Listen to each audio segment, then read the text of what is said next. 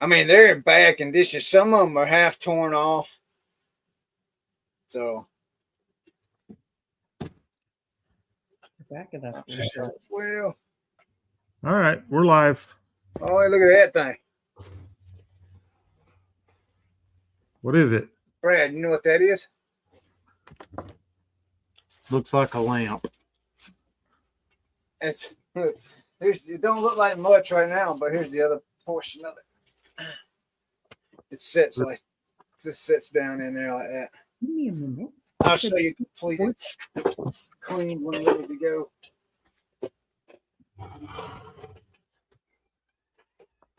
I gotta get. This is what it looks like.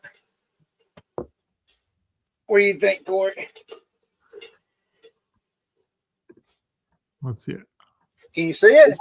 Yeah, I could see it. It's really tiny on my screen, but I can see it. What'd you think, Brad? I'm sorry, what's that? Look at that. Yeah, sweet. Yeah, I like it. Two of them. Put it over. Just keep it and stick it over on that wall. Just as decoration? Yeah, just stick it right over there on that wall over there. Right there behind the. Well, that one or behind the I Love Lucy. To the right of the door, to the left of the window. Yeah, but I was gonna sell them. Is there a reseller therapy Instagram channel page? I don't think so. No, there's a Facebook page. Oh, Mary's in here. That reminds me. Hey, Mary. That reminds me. Mary. Oh, don't forget while Mary's in here. Hey, guys, don't forget the 9th, July 9th. What are we remembering? That's the live. Or the Mary and Mike's Metco's live. Ah, that's right. We're all going to be on there. Oh. That's right. Upstate is here. Hello. There's like 20 listed and none sold for like $15. Maybe Is there any kind of post to share about this thing we're doing right now? What, Brad? I said, is there any kind of post to share about this thing we're doing right now? Oh, what do you mean? I didn't make a post this time. Okay. Just all right. Yeah, we could just share whatever. There is a link. I mean, grab the link off of YouTube. Just to the live if you want. Oh, are you talking about like the normal thing you normally send out? Yeah. Yeah, no, I didn't get one. I didn't get one today. Oh, good. I was just gonna share it real quick. We got. So, how many videos did you send me, Corey? How many what? How many more videos did you send me? That's it. There was 3 on there. So, okay. That brings us to current. To current. All right. So after and I meant to do. Matter of fact, I'm gonna go ahead and do one of them now. Well, I can get them uploaded right now. I think that's what we can do. That way, I'm gonna download them to my computer. I don't know if I better wait. I better wait. After tomorrow, I'll be ready for this one, and then we will be current and live, current on Facebook, and then. As soon as I think it's either 50 or 100. I can't remember how many you need to go live on Facebook. Yeah, no idea. I don't do a lot on Facebook. Brad, do you know? We post our stuff there, but I have no idea what's going on over there. What are you working on, Brad? I was just gonna post this to Instagram real quick. Oh, okay. Tag us in it. I'll share it out. I didn't get a chance to make one today because we were busy. We didn't get home till late last night, and then I still had to edit my video for tomorrow. Oh, no. It was a long day yesterday. It ain't my fault. Not your fault. I didn't interrupt yesterday. Doesn't mean I can't blame you. I'm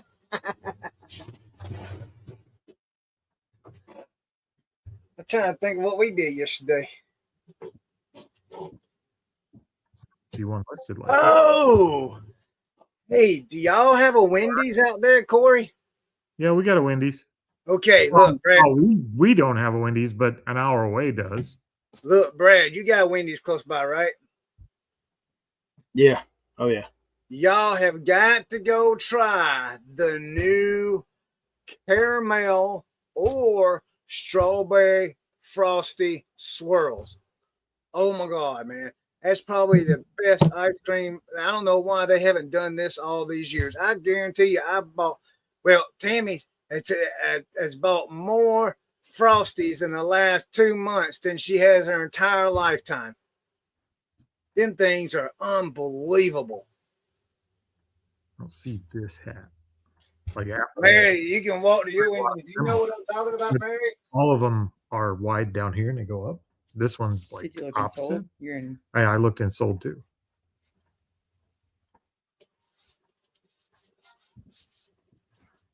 Do a Google search. Let's see if I can see it. Yeah, I don't see this exact hat. Dead. Yeah, even Google search doesn't. I might need some real therapy today. Yeah? Yeah. How can we help you? I don't know. My therapy is about my YouTube channel. How do you feel about it? Man, I'm pretty disappointed in the production of it.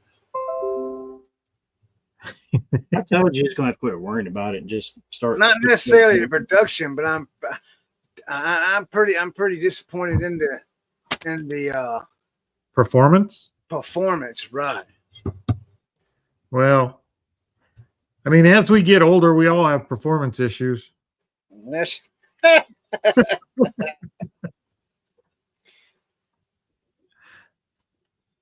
Mary said she hasn't tried those Wendy's ones. man, But you got to, you Mary. You got to try the Wendy's one. Yeah, I have another video dropping this afternoon on the Buck Mountain Barn YouTube page at 6 p.m. Eastern time. 6 p.m. Eastern. Yeah, I got to look at my metrics, and it seems that everybody that watches my videos is right around between 6 and 6:30. Yeah. So I figured, well, why not just post them to drop it at that time? That's what it's there for, right? I guess. So I got one dropping. It was this morning's video about the My Little Pony hauls. So whatever.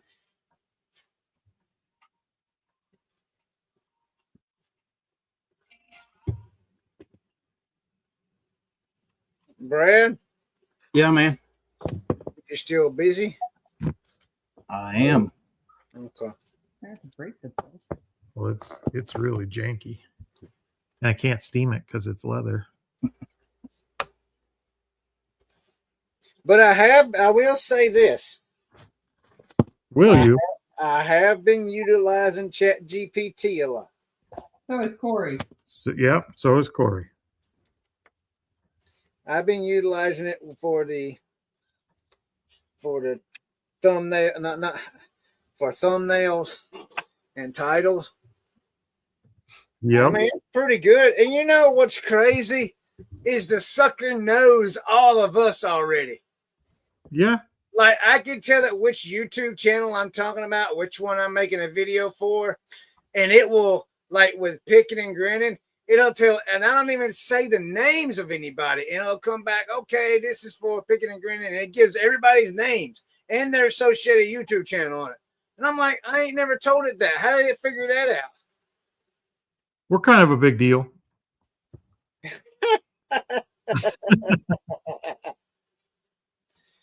But I mean, I thought that was pretty neat, you know. So yesterday I had this idea. I'm making a new intro and outro for my videos since Tammy's going to be in the background on most of them. Yep. Try and get her. So I took a picture of her and me.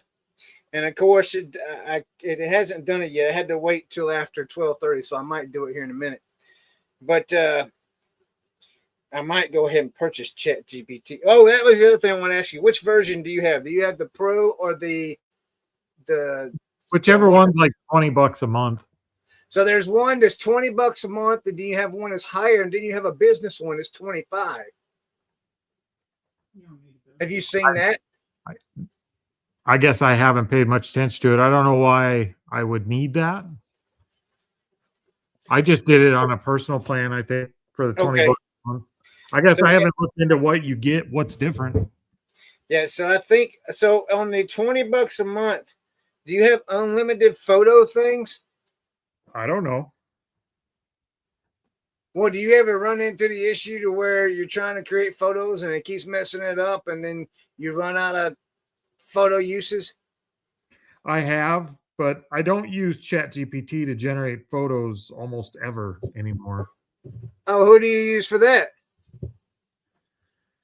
I use ChatGPT to generate a photo prompt, like the prompt for an AI to create it. Yeah, where he gives you all the instance. Yeah, yeah. And then I take that over and generate the thumbnails in Pixels. Pixel's got an AI thumbnail generator. Pixels is an AI thumbnail generator. Huh? How much is that? I think it's more expensive. I think it's like 40 bucks a month. Huh? But with that one, like I could take a screenshot, like I could go out and find a Mr. Beast thumbnail. Yeah. And then I can go circle the faces in it. Like say there's a guy and a girl in the photo. I could circle their faces on Pixels and I could say, make this one Corey and make this one Teresa and change the title to this. And it just put it out and it looks real. For real? Yeah. So I don't have to, and then, like ChatGPT, if you make a photo and you're like, no, I don't like that. I'd like this part of the photo scooched over a little bit and remake. It'll put out a whole different picture. It ain't even similar. Yeah, because when I tried to do the one with Teresa behind the bars instead of front of bars, it gave me a completely different picture. And I'm like, what the crap is this? So Yeah, it's tough to do but with Pixels, I can actually go into edit mode and say, just make the lighting a little brighter. And it won't change the rest of the photo. Is there a free version of Pixels? I think there's a free trial. Okay. See, what I was going to do is Sundrop. Wow. Water. Yeah. This is brought to you by the Southern drink of choice. Is that got high fructose corn syrup in it, Brad? Not this one. It's unleaded. So it comes 0 sugar? Yeah. This one has 0 sugar, 3,000 milligrams of caffeine. Where do you get it at? The store. The store near you. I've never seen them. That's why I asked. If they make them 0 sugar, I'd get some. They you can get them either way. Okay, maybe I can order them off Walmart. And see, you can't even sell a Dolphins hat even when they're vintage. They're just not worth anything. Really? Yeah, What brand is it? 47. Oh yeah, okay, gotcha. Yeah. Like, oh yeah. Those ain't worth nothing. Yeah. So what I was going to do was, since Tammy and I got the voice, I got Tammy's voice in the background now, is I was going to take a picture of me and a picture of her and upload it to ChatGPT and tell it to make a thumbnail for both, with both of us in the thumbnail, with to do with Buck Mountain Barn YouTube page. And then that way, then I could just put my own words to it and say, "What's sold with Tammy and Chris, whatever, Yeah, I won't do that. It will not do that. No, it's against ChatGPT guidelines to even do that. It can't use a real photo of you to make a photo. It'll do it, but it won't make you look like you.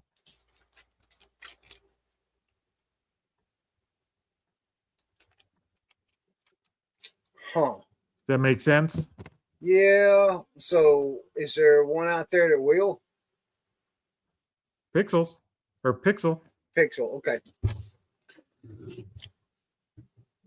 I think on the YouTube thing, Chris, I think you're going to put your head down and work, do what you can to make your videos better and all that.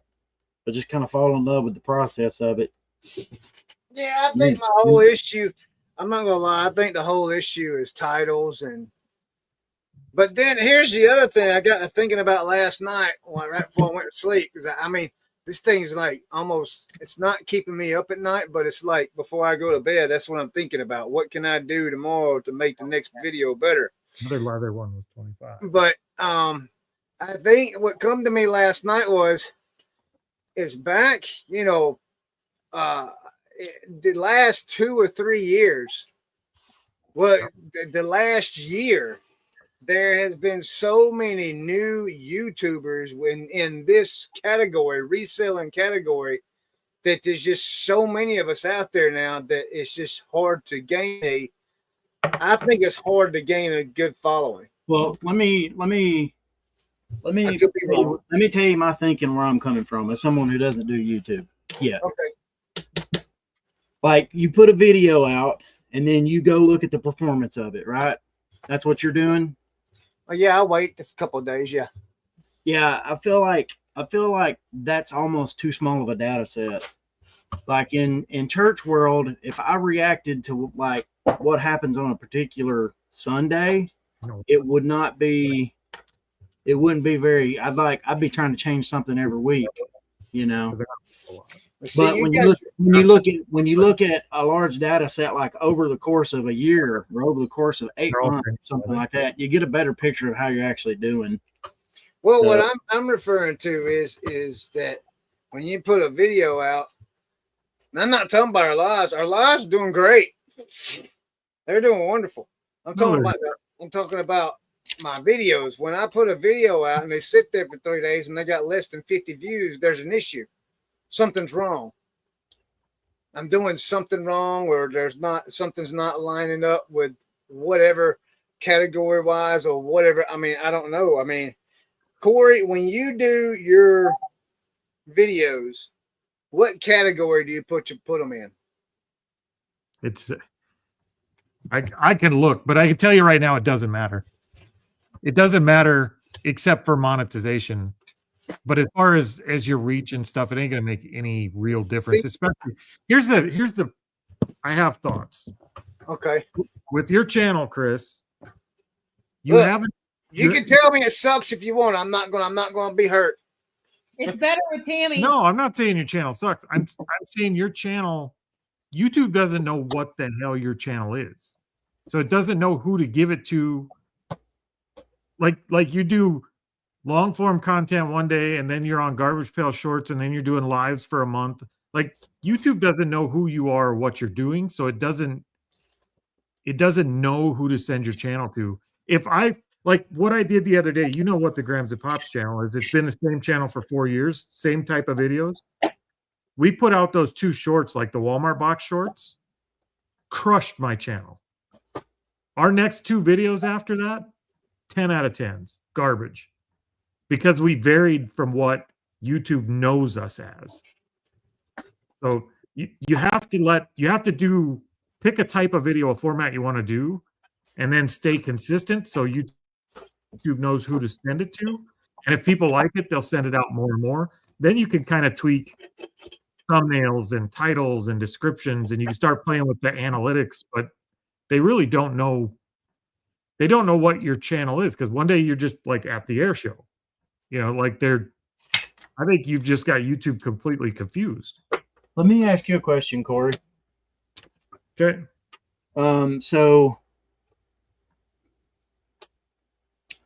Well, actually, just carry on with Chris for a minute. Let me think about my question a little bit more before I actually ask it. Hey, Leroy. Leroy's in the chat. Hey, Leroy. Where you at, buddy? This one is not out there. I've gone all the way back to 2023. Oh, no, that's I need a picture.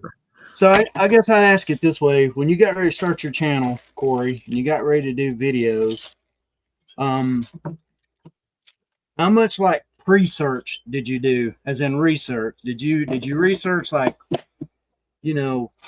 what you wanted to do, or did you just get started? And then how much of it was, if you did you know, I'm sure you didn't just go at it aimlessly, but how much of it was research what you thought you would work well versus this is what I want to do and I'm going to do this. And if the algorithm likes it, cool. And if the algorithm doesn't, cool. But the people who dig it will find it. Like how much, what was the kind of the weights on the balance, as it were, when you get ready to start? We did research a little bit, and we didn't start out very strong, but we did research, and we found out there was kind of two core kinds of concepts that the big channels land in.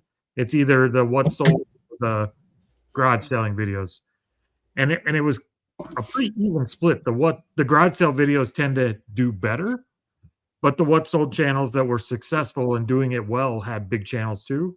Probably because you don't have to be a reseller to watch. That's garage yeah, sale exactly content. right. Yeah. Well, we had to decide where we wanted to fit, if we were going to try and do both or one or the other. So we tried both. We went out, we had the GoPros, we went to garage sales, and we found out after about a month, we hate it. We hated doing it. Editing sucks for those kind of videos. We don't enjoy making those kind of videos. It makes you awkward at the garage sales. You got to be talking to yourself and just look like a general idiot all day long while you're trying to actually run your business. So we settled on the kind that we enjoyed making.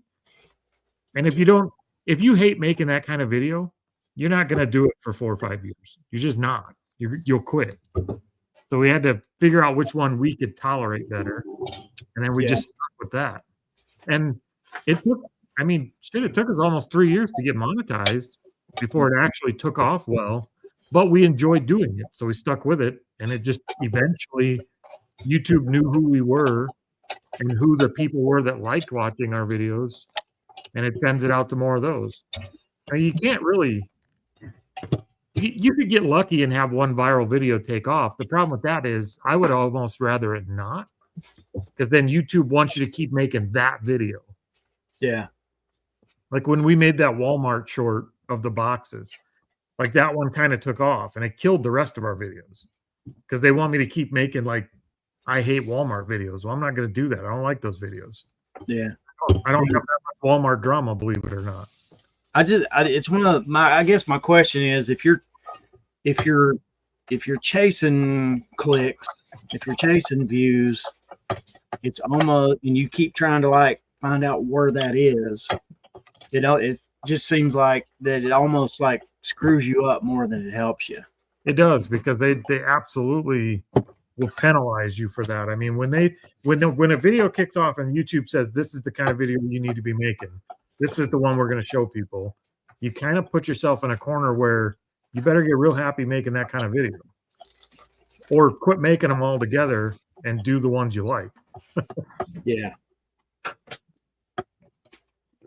Well, I guess my approach to most things is just enjoy the process and not so much the results. I mean, it's not that you don't have an eye towards results, but you almost have to fall in love with the process. And if you can do that, you can be consistent enough to be successful at almost anything. You could definitely get real analytical and figure out ways to grow your channel and make it work better with what you're actually doing. Yeah. You just have to do it once you figure out what you want to do. Like start making the videos you like and then figure out how to make those better, rather than trying to chase YouTube and figure out what they want. Well, like in church world, my thought is I want something to get better every week. Right. Like every week I'm doing something trying to make it better. It's probably, 9 times out of 10, it's something that no one's ever going to notice but me, even though it will have an effect on people.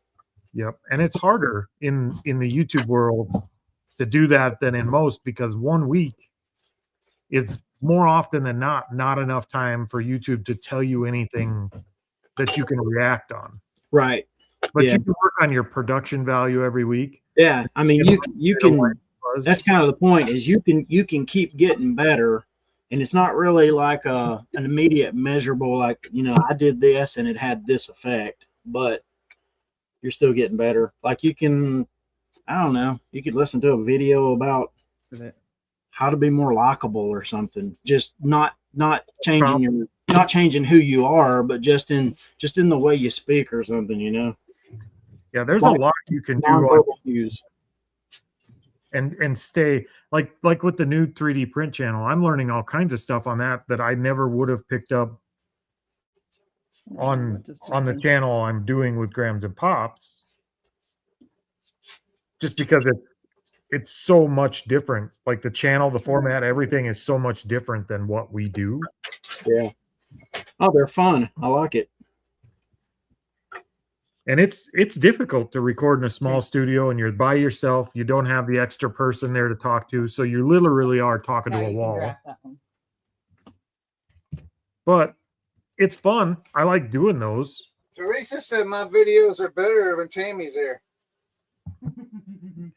Videos are easier to make and more natural when you have a second person there. Beyond any doubt, she's right. But if that's not what you can do and sustain, like if Teresa didn't want to do the videos with me, we wouldn't be doing this kind of video.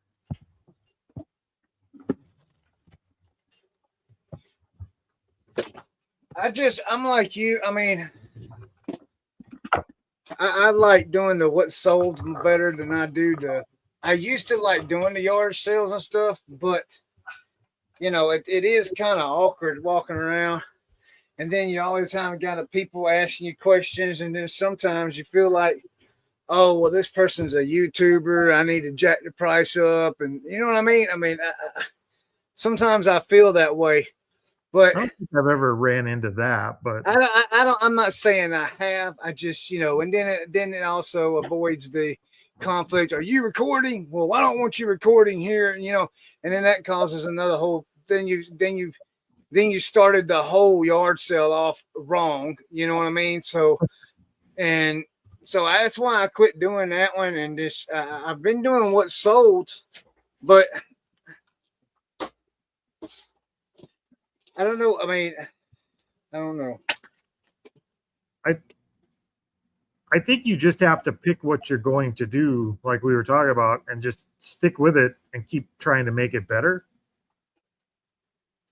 Yeah. But putting all the others, like if you go to an air show next week and you want to live stream it, like don't do that. Like you can't go do, if you want to have a channel where you can just explore different things and record wherever you want, make a second channel, but don't do it on a channel you're trying to grow. If what you want to do is grow it in this niche, you kind of have to stick to what you do best. Right. If you had your videos that you normally do with a small segment in there, this is what I did this weekend with some like B-roll clips of air show stuff, that's going to be okay, right? Probably. Yeah, well, that's something we started doing on our channel. We're still doing our exact same format, but if you look at our last 3 videos, rather than having a topic of, hey, we're going to show you how to list on eBay this week, or we're going to show you what we're doing for promoted listings, we started doing more of a storytelling format. So we basically, during the week, we just write down all the stuff we did that might even be remotely interesting. And then we include that in a video. We just kind of tell you a story all the way through the video while showing you what sold. And we like doing those a lot better. Well, see, like, look right here. I did a what sold video on May 19th. 70 views. 70 views. I did another what sold video on the 20th. 55 views. Then I did one on the 20th. Well, I did the prayer. I did another soul one on the 28th, 41 views. And then we got 3 prayer videos, which 51, 47. And then the last 2 videos, like the one yesterday, I did one yesterday morning and one yesterday evening. We got 43 and 23 views. So, I mean, I'm trying to figure out in a month's time. I mean, I don't know what I mean. And all before that, the videos before that, they're all what sold.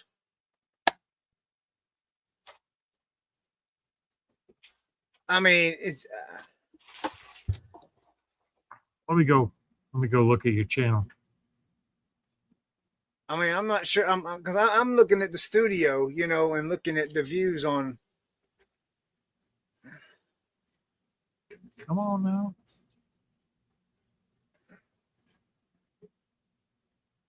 But well, here's the thing.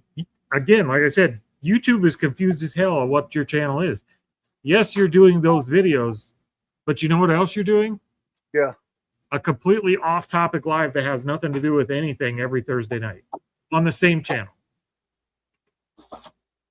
But that one does better than anything. Well, that's what YouTube is telling you is doing well on that channel. That's what YouTube thinks your channel is more geared towards then. So it's not going to push your other videos. They're not going to get much traction. That's what I mean. Like when you pick a channel and you're going to work on that channel, you have to find out what's going to work for you. And if that's what you want to do, you have to stick with that. You can't be doing all the things.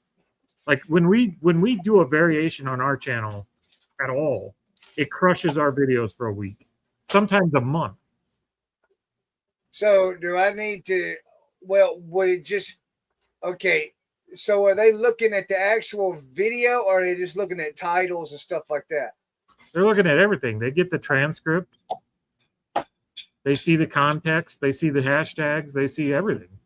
So all the hashtags are the same, though. All right, but the content of the video is not. Well, it's maybe I'm not understanding because it's all reselling. You know, I mean, it's a reselling live. We do talk about reselling on there, but not. I mean, probably this much. You know. Yeah, but in a 3-hour live, you talk about reselling for 10 minutes, and it isn't what sold.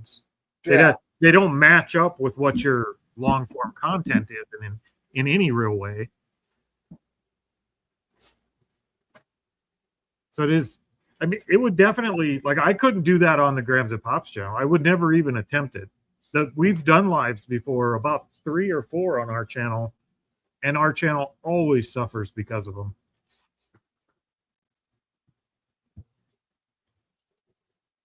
Mary says this must be why people separate Flipper and Picker channels. I watch the Flipper channels, but I know tons have the Picker channels, right? Yeah. See, here's another research. Kat, the nurse Flipper, she has her lives and all her different types of videos that she does. Even her whatnot videos are on her YouTube channel. Well, but at the same time, did she do that while she was building the channel? Yeah, that's what established. If I can get the subscriber count Kat has, yeah. I think at that point you can afford to say, you know what, I don't care if YouTube suffers for a week. Yeah. I'm still going to put out a video on rainbow unicorn ice cream, and 50,000 people are going to see it. Like, you have some freedom when you get that kind of base. Yeah. But keep in mind that when she does kind of an off-topic video, it might just be the base of subscribers that see it. YouTube won't push that out to new people most times. They're still doing the same thing. You just feel it less. So you can afford to do that.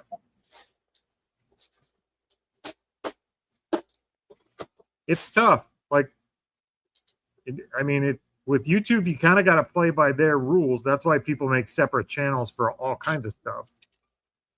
Like, it's why we're so careful what we do on our channel. We don't have, we're just over, almost 5,400 subscribers. We can't fool around. Like, it'll shut a video down to where we're getting 500 views if we go messing around like that. Huh.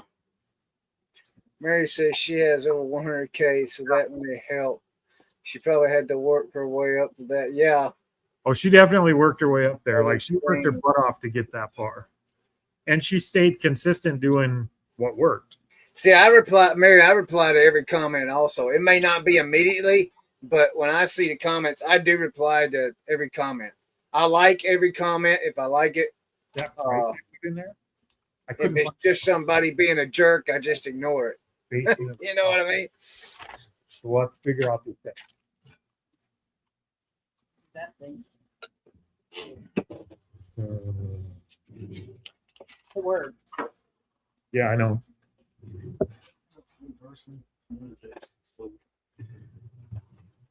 I'm just gonna continue making. Try and make one every day. Try and make some kind of what's sold every day, and try and release it every day at 6 o'clock and see what happens. Try that for 30 days and see what happens. You know. Maybe McDonald's or something. Or maybe just sushi. I don't care. Like I'm not keeping on. You want sushi? Sure. Yeah, I guess we should have somebody on that knows something about YouTube if we're going to have a discussion like this. I mean, I'm just giving you my thoughts and what we've seen on the way to 5,000 subs, but that's still, like, we still have a very small channel. You guys, your schedule's like once a week, right? On Wednesdays? Yeah, but for 3 years, it was twice a week. That's how we built up. We're once a week now because twice a week just got to be too much. Yeah. I can't imagine doing every day unless I did it like Wolfman does, which is just turn on the camera to film your packing and talk and then let her run. Well, I know when Happy Heart, Steve and Donna were growing, they reached out and asked for advice from like Bearded Picker Julian and Kayla. And one of the things they said, if you want to grow fast, figure out how to record without a lot of editing so that you could post one video a day every day of the week and keep that up for a year. And they did that for quite a while, and their channel blew up pretty quick because of it. But even now they've scaled back. They don't do that many videos anymore because it'll wear you down.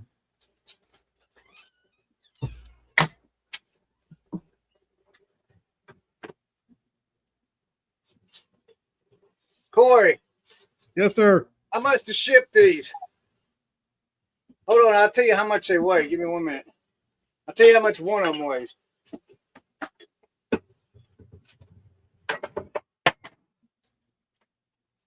I'm gonna say $24.99.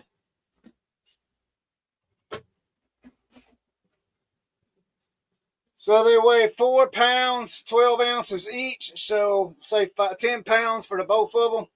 Okay.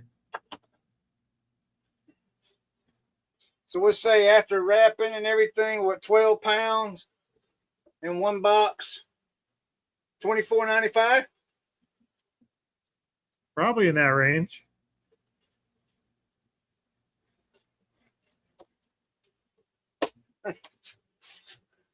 Depends on how big they are, too. Well, let's see. I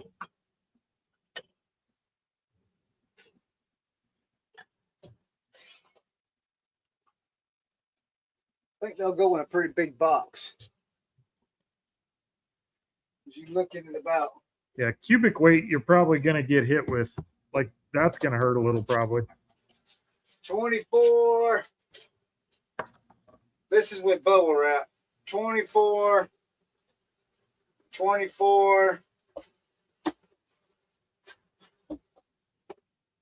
13, 14. So yeah. Roughly 24 by 24 by 14. That's a big box. Yeah. It's a big box. Very big box. That might get up there a little bit. 10 pounds. You could be closer to $40 for shipping. Let me see here. I can find out real quick. I got a big box too. I'm shipping a metal detector. Let's see. I've sold something. So let me go over here and see. Let's change the label. So this label, oh, I sold another carry part, guys. And carry parts are going out the door like crazy. All right, this is going to Warren, MI. Where's that? Missouri? Michigan? Michigan. All right, we're going to do 12 pounds, 24. We'll do 16. Woo wee. Ground Advantage is $82. FedEx Home Delivery 24.23. UPS Ground 34.27. I'd go UPS. Yeah, so we're looking about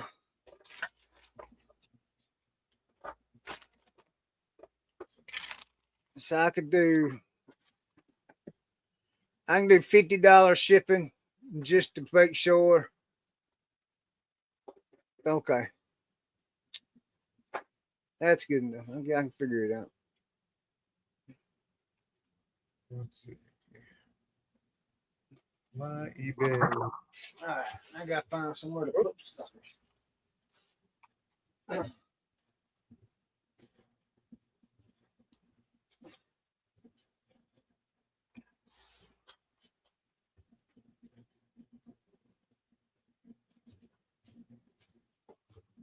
I'm going to put them in here for now. I feel like these are long tail items.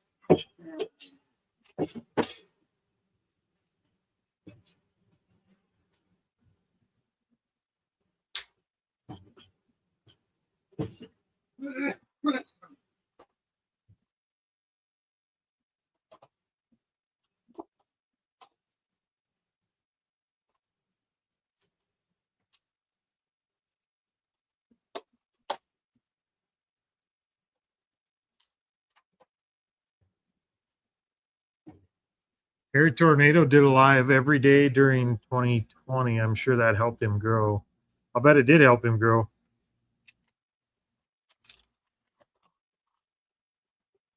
I think that's the biggest thing is just being consistent, like just doing the same thing. If you do it long enough, it's either going to take off or not. It'll take off or you'll quit. You will. Well, unless you just really enjoy it. Yeah. Well, there's that. He did a live every day in 2020. That's insane. I know he did a video every day. I don't even want to get out of bed every day of the year, let alone do a live every day of the year. That's crazy. That's some dedication. See, what people hate on those big channels. I'm like, I don't think people realize how much they busted their butt to get there. Yeah. They're working harder than you are. Oh, way harder. Most definitely. They working harder than I'm willing to put the effort.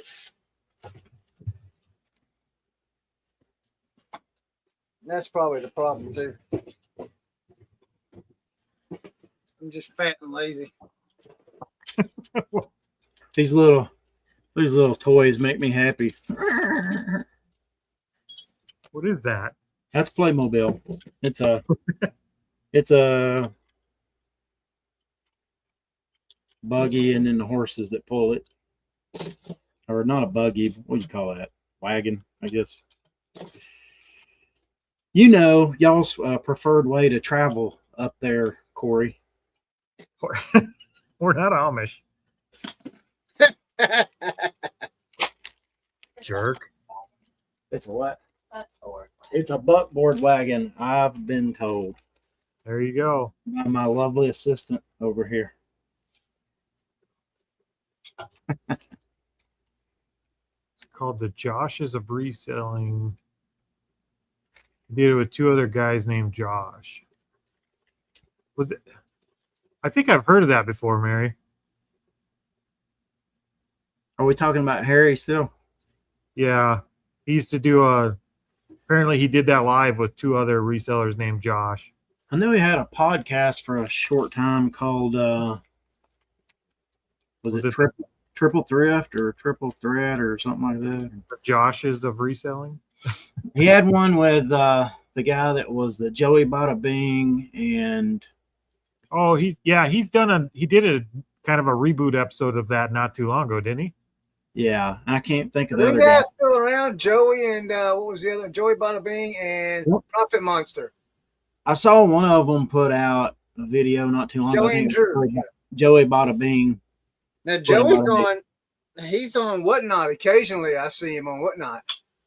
I'll tell you what, that if you were growing your YouTube channel in the reselling niche during the pandemic, you had a huge advantage. Like Yeah. people that capitalized on that was awesome. Well, anybody that got into reselling during the pandemic could capitalize on a lot of that, but when people are all stuck at home and nothing to do but watch YouTube, that would have been a great time to grow a channel.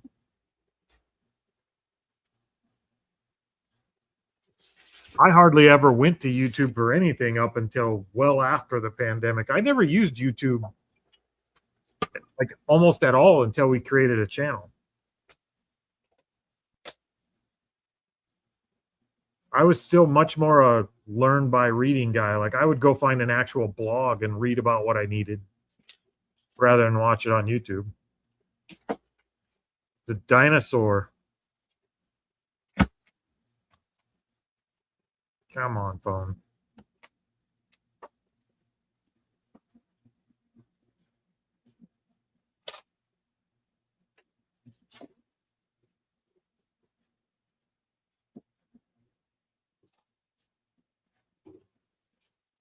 You know, the worst thing about having our eBay shop in this metal building is reception sucks. I figured it'd be because it was hot. No, it's air conditioned in here. What do you think? I'm a savage? Gotta have my climate control.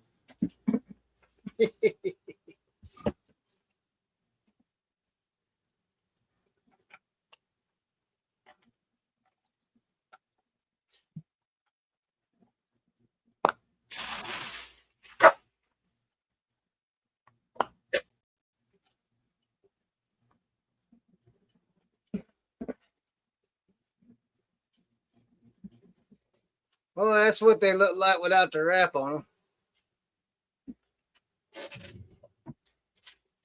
Fancy. Yeah, I'm kind of contemplating, should I clean that off too? You're putting way too much time into it. That's what I'm thinking. I'm probably just going to have to go with your idea and just wear gloves when I clean them. And then when I get pictures, then put that wrap around it. Sounds like a buyer's problem to me. Yeah. You know what the best thing to clean baseball bats with is? Magic eraser. Magic A eraser. Teresa? Huh? A Teresa? Yeah. A magic eraser. I take a wet cloth and I rub all the loose stuff off the best I can, and then get the magic eraser out. And then that way, but the reason I don't do the magic eraser first is because if I get all the loose stuff off of it first, then I'll be able to see the bat a little bit more. I mean, it's just a quick wipe down, just like that. Now I can look for cracks. As far as like finding the numbers and Yeah. like that, I suppose it'd probably make it a little easier too. Yeah, and then then do with your research before you actually spend a whole lot of time trying to clean it. You know what I mean? Yep.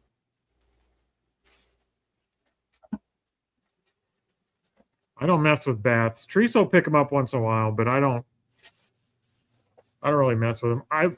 Problem is they suck to photograph. I don't like photographing bats. Well, here's the thing: is I've got. I don't know if you can see that right there. There's this is 1, 2, 3, 4, 5, 6, 7, 8, 9, 10, 11, 12, 13, 14, 15, 16. There's 16 bats in there, and I probably got 50 more in the building. So And here's what's killing me today, Chris.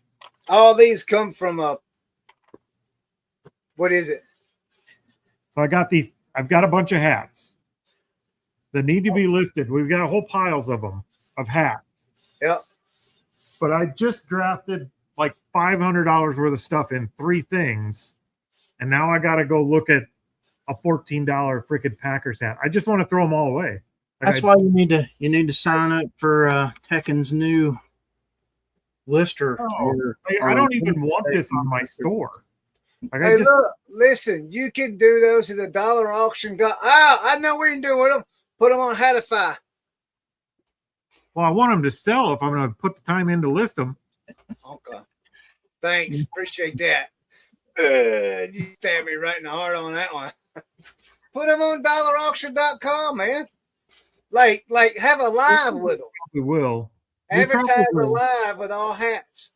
Well, I think enough of those hats we got were Green Bay Packers hats. I think I'm just going to make a lot of Green Bay Packers hats. Just a big lot of the same team. I put them on commons. Lot 10 of them up. Put them on commons. 10 each. 10 lots each. 10 of each on each lot. Could. It'd be better than trying to list them all individually. And like once we start listing the high dollar stuff where every listing is $100, $200 and more, listing a $15 hat just makes me feel like I'm wasting my time. Like I completely understand, because the last 2 or 3 days, everything have been taking pictures of and listing is $50 and over. And now I'm down to like, oh man, it's like I gotta go in here and do clothes in a minute. And somebody, he ain't here to say it, but man, I dread going there and doing them clothes. Yeah, I won't. I'll burn them first. I do. I enjoyed it. I had a lot of fun with it.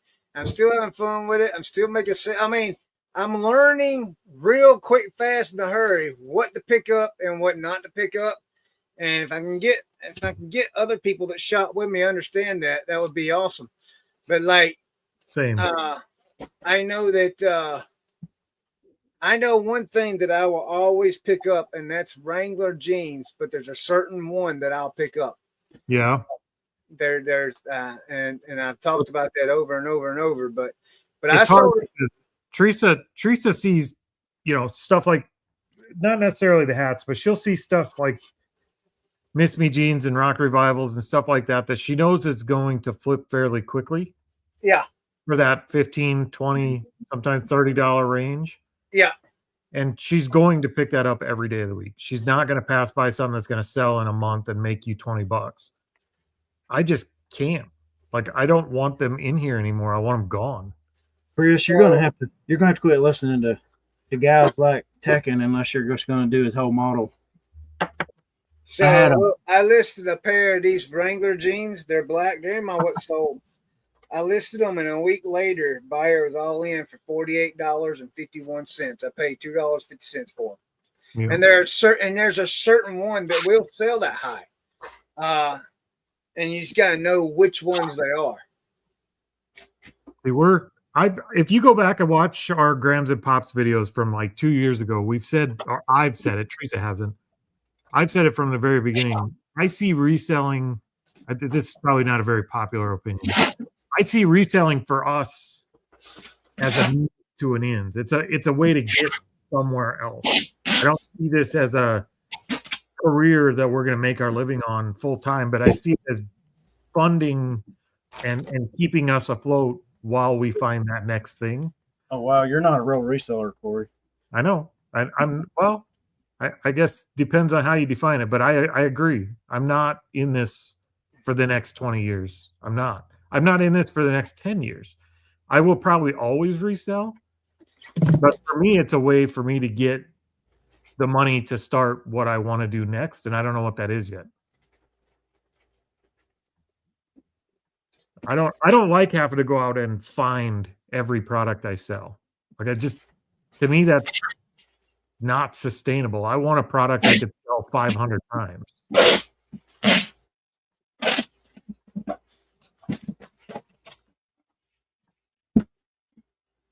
Yeah, what I was saying, Chris, you're gonna have to quit listening to guys like Tekken unless you're just gonna buy in and do what they do.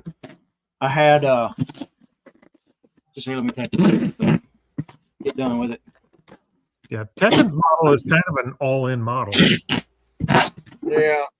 I had when I graduated high school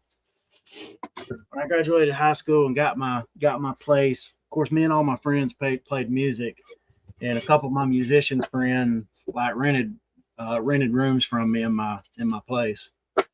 And the one guy, he had a manager, and this manager was telling him, like, if you're gonna do this guy was a drummer, and he had a manager, and his manager was this guy who'd been like he was in the music business in Nashville, and he lived in our area. He was an older dude who was retired, but he was telling my friend Wes, he's like, if you're gonna do it, you're gonna have to move to Nashville. And he's like, you're just gonna have to, if it takes sleeping in your car, you're just gonna have to sleep in your car, and you're gonna have to do this, and you're gonna have to do that.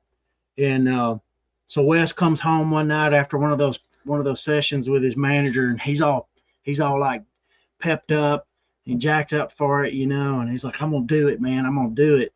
And then so I get up the next morning and go to work. Wes is already gone. He's taking off in his little Datsun to Nashville. He's gonna be the thing. Probably about 10 o'clock that night, I hear his car like pull up in the driveway, and he comes in. He's like, man, I went to Nashville and I got a job selling cookbooks because I was going to live it. He's like, I ain't selling no cookbooks. I ain't going to sleep in my car. He'd already changed his mind after like one day of it. It's like, I'm sure that, the whole go live in your car method will work if you actually do it. But well, I think I think I said it on the podcast. If you're delusionally optimistic about what you're doing and you know it's going to work and you believe in it, I think, yeah, if you're willing to go live in your car with that mindset, you'll make it work. But if you're not there, I don't think you're going to push through. You're not going to sacrifice like that. You'll be too worried about what's for lunch tomorrow.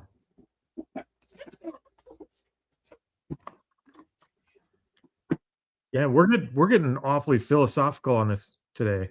This really is like therapy, Chris. Yeah. We're doing good. Well, it's damages here. I don't know. Really, really good. Chris, is this what you want to do for the next 20 years? Doing this? Yeah. I mean, is this kind of where you see yourself? So in 20 years, I'm going to be kind of pretty old in 20 years. So just get you there. So you don't think you could do this if you were? I ain't gonna lie to you. I would like to see myself in the next 8 years to not have to worry about having enough put up to not have to worry about doing anything. But I mean, I understand that's a huge, huge goal. That number keeps going up.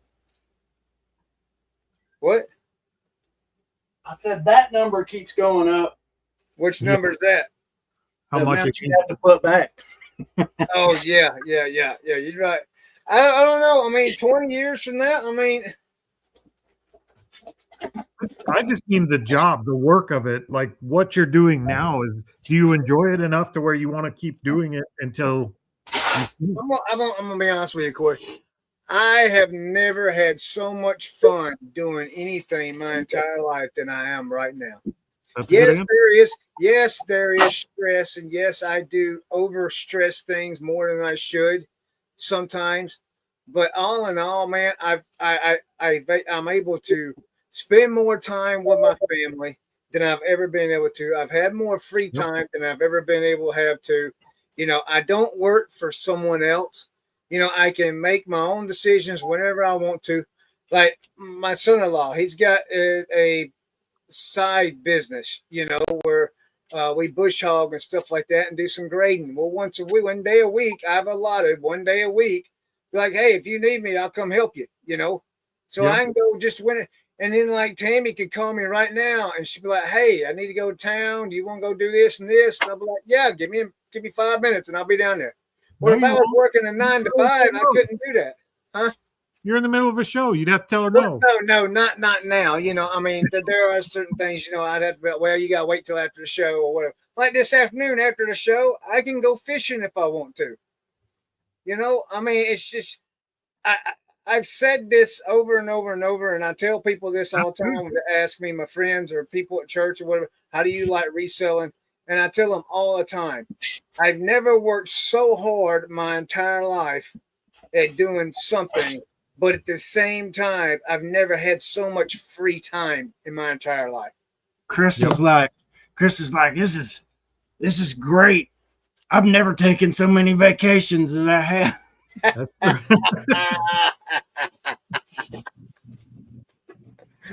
Well, I mean, that's the other thing. You talk about vacations. Look, if you work at a 9 to 5 job, you got to fill out a request form for a certain date. Then you got to wait for it to come back to see if you can even get approved to go on vacation. If I want to go on vacation, I just be like, hey, Tammy, let's pack up and let's go. I don't know what kind of 9 to 5 jobs you've had. I've never asked for a day of vacation in my life from a job. Oh, I just tell them I'm not going to be there Tuesday. Oh, now down here, when you go on vacation, you got to put in a request form and that and the other, And everywhere I've ever worked my entire life, other than, well, even in the service, you had to do that. You had to request vacation time. Well, they always wanted me to. I just never did. I just told them, I'm not going to be there. There's the difference, whether you do it or not. You just call out sick for 2 weeks, or you just fill out the application. I don't call out sick. I just tell them I'm not going to be there. And then I'm just not there. If they don't like it, they can find somebody else to do my job. Yeah. I never liked the job well enough. And keep in mind, I haven't worked for somebody else in it's been over 15 years, but I never liked the job enough ever to ask somebody permission for a day off. If I need a day off, I'm taking it. I'm not asking. If you don't like it, I'll find another job. I've never had a job like that. Teresa has, but Teresa liked her jobs that she was working at more than I did. Like, she cared if she got fired. I didn't. Right. It's just, I don't know. I see reselling as a great tool to build a backstock of capital so that you can start another business. That's how I see reselling. I like reselling. I'll probably always do it, but it'll always be secondary to what I'm trying to build. I don't know. Right now, I'm not gonna lie. Right now, I'm pretty happy. I am too. Man, I'm pretty content. I mean, it's our core income right now. I mean, this is what pays the bills, and I'm happy. Teresa's happy. We both enjoy doing it, but I'm always looking for the next opportunity. I mean, come on, Corey. I mean, how can you go a day without hearing the cha-ching? Silence. Is there a day? Can you imagine a day that when a day comes? Now, I have no sale days, and that hurts. But when that cha-ching comes, man, it just brightens your day. It don't matter what it is. It brightens your day, regardless if you're selling every day or not. When you hear that cha-ching, you're like, ooh, what did I sell? You go look, it's kind of like an excitement. What did you sell? I don't want to hear you. I don't want to hear you whine about reselling again for the rest of the month, because this job seems like it's made for you, Chris. Look, I said it. I made a video about it. If it wasn't for eBay, I wouldn't be where I'm at now financially. It changed my life, and it did. And yes, I will complain. I have complained. There may be some things I don't agree with or don't like, but at the same time, I'm not gonna kick eBay to the curb. That would be dumb. That's my income. Oh, I wish we would have. I wish I would have got more serious about reselling a lot earlier than we did. Man, I ain't gonna lie to you. Listen to this. 10 years ago, right after Tammy and I got married, she was telling me about this thing about how people would go to Goodwill and buy Coach purses and very expensive clothing and then sell them online, like Facebook Marketplace and eBay and stuff. And I told her, I said, that's a scam. That mess ain't real. If I would have listened to her 10 years ago, they ain't no telling where we'd be at right now, I knew people did it. I just never really looked into it. I never really considered it. See what that stuff does? Get messy over there. Yeah, it is, man. Jeez. I just rather just soon cut this thing off. It would be perfect, Chris, for me anyway. If I could stay in the reselling like we're doing now but find products that I could replenish all the time, and I didn't have to go out and search for my next meal all the time. Like, as much as I like going to garage sales and stuff, and that's the fun part of it, it would be really nice if your next meal didn't depend on going out and finding the thing you had to sell all the time. Yeah, I understand what you're saying there. I think that would put reselling over the top for me, to where I'd be like, okay, I could do this forever. Well, there's some out there that are like that, you know. There's plenty of people out there doing it. The margins are usually smaller unless you're manufacturing the product yourself. Right. But it's doable. And I think if you're in this long enough, you'll find a source eventually where you're like, you know, we have this. Do you care if I sell it on eBay for you guys? Like, you could go to any manufacturer in the country and say, hey, I noticed you guys sell this product. Could I sell for you? Could I be your wholesaler?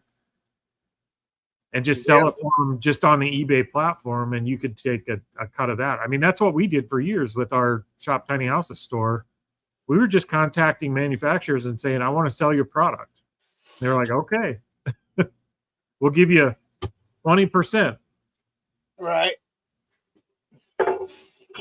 So it's out there. It's doable.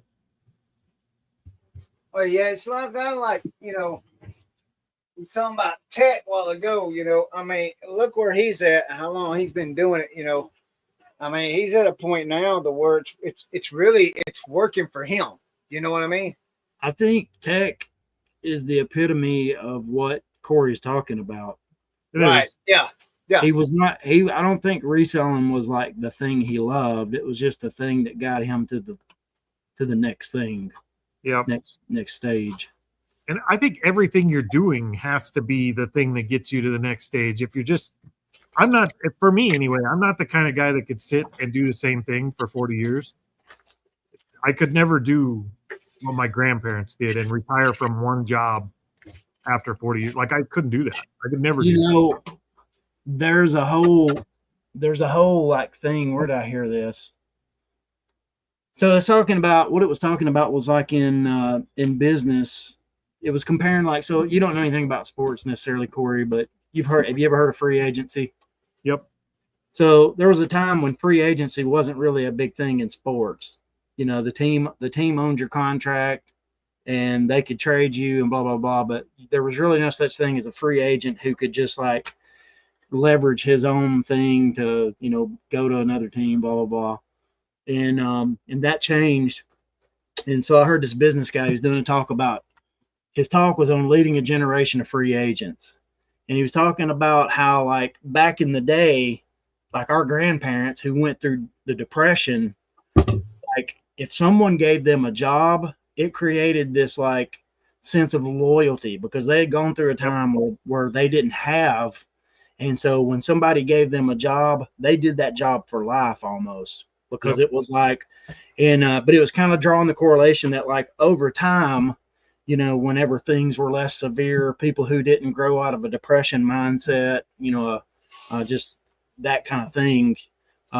It's not that people are necessarily less loyal. It's just that we're now in a generation of free agents. You know, people are free agents, and you can garner loyalty from people, but it comes from a different place. It's not from the like, the person who's working for you doesn't necessarily feel like I owe you everything because of what you did for me, you know, giving me this job. It's more like, you know, you owe me because I'm coming and lending my talents to you, kind of thing. So, and I think there was a big shift too generationally, where at one point, like with my grandpa especially, like he worked for the same plumber for, I don't know, I think it was like 38 years, right up until he retired and eventually passed away. He worked for the same plumber. But with him and that guy that owned the company, it was more like, okay, you know, I'm gonna hire you, help me build this, and everybody is gonna be a part of winning from that. Like, help me build this thing, as opposed to come work for me and I'll pay you a set wage. it was more of a partnership thing where they were helping you build something and you were part of the family, and when it did well, everybody did well.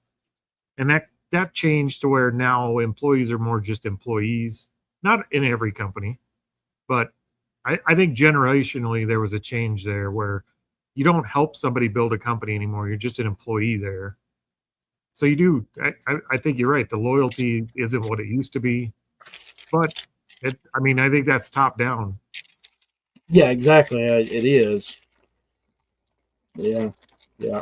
But the idea was that, just even how that mindset really was kind of born was really out of of a specific time in our nation. And I think so. I would love to find somebody that's business minded as I am, and they're like, I've got this great idea. Let's build a company, and let's build it together, and everybody's part of it. Like I would love to do that, but even with something like that, I wouldn't stay there forever, and I wouldn't want them to stay there forever. Like I everything I've ever done, from stocking shelves at Walmart to running a massive e-commerce store, has been an education for the next thing I did, and I don't want to stop doing that.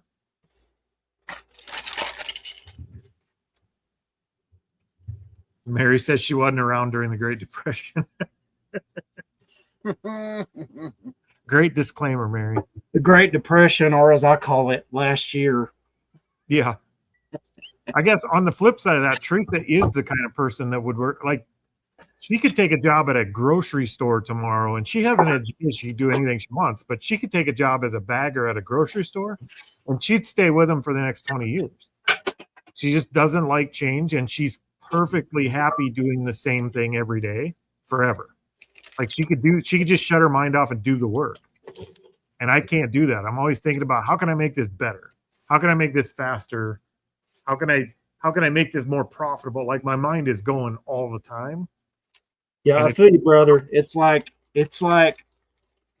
what do you mean get to work? I've got too many good ideas to think about. Yeah.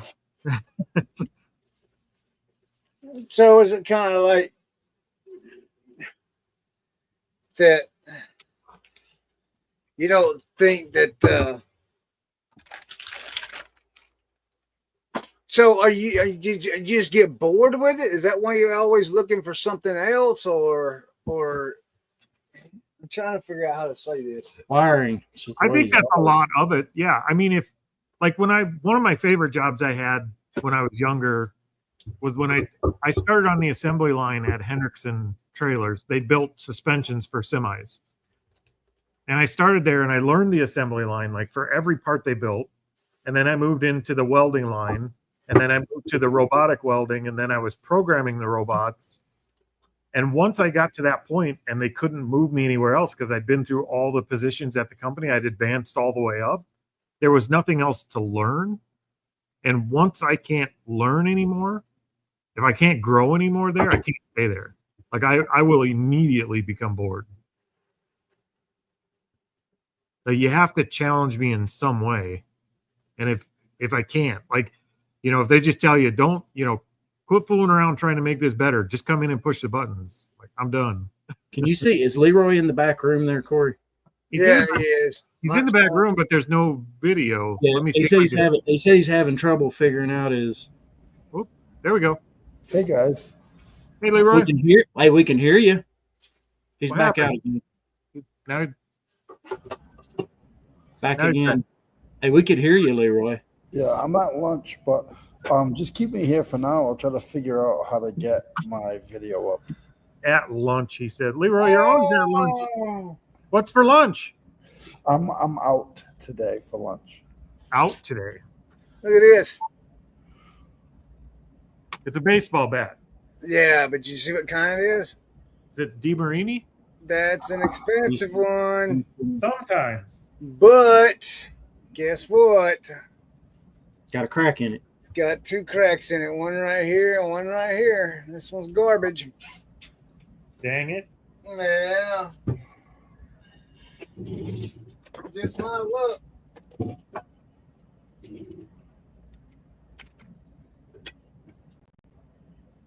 Where are you eating at, Leroy?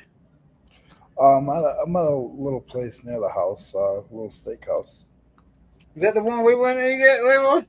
I don't know where I brought you. Did I bring you to City Range? We might eat Mexican. Yeah, no, I brought you to Papa's and Bears.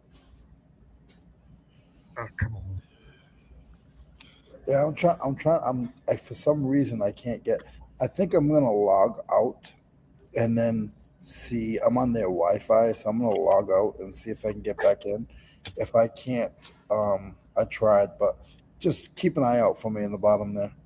All right, Yeah. buddy. All right.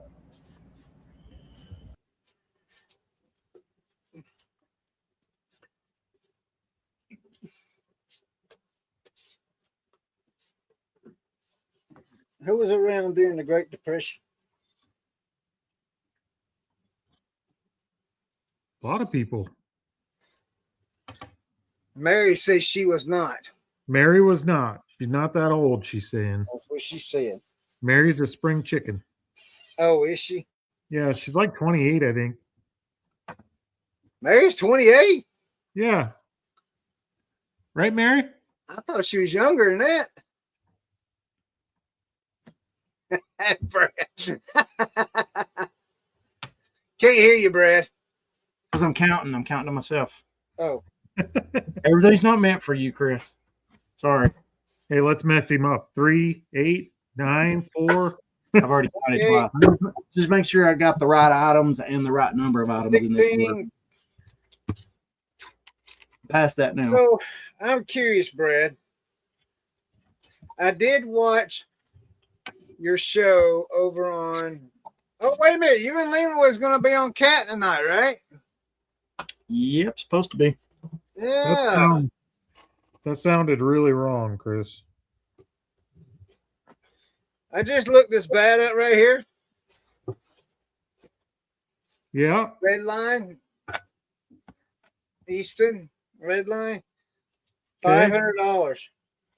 Nice. There's Score. no way. Maybe. That's on sideline swap. Don't get excited yet, though. Finish doing the comps. Yeah. You might have got a good one. It happens. Z Core. Yeah. Well, here's one. Okay, that wasn't on eBay.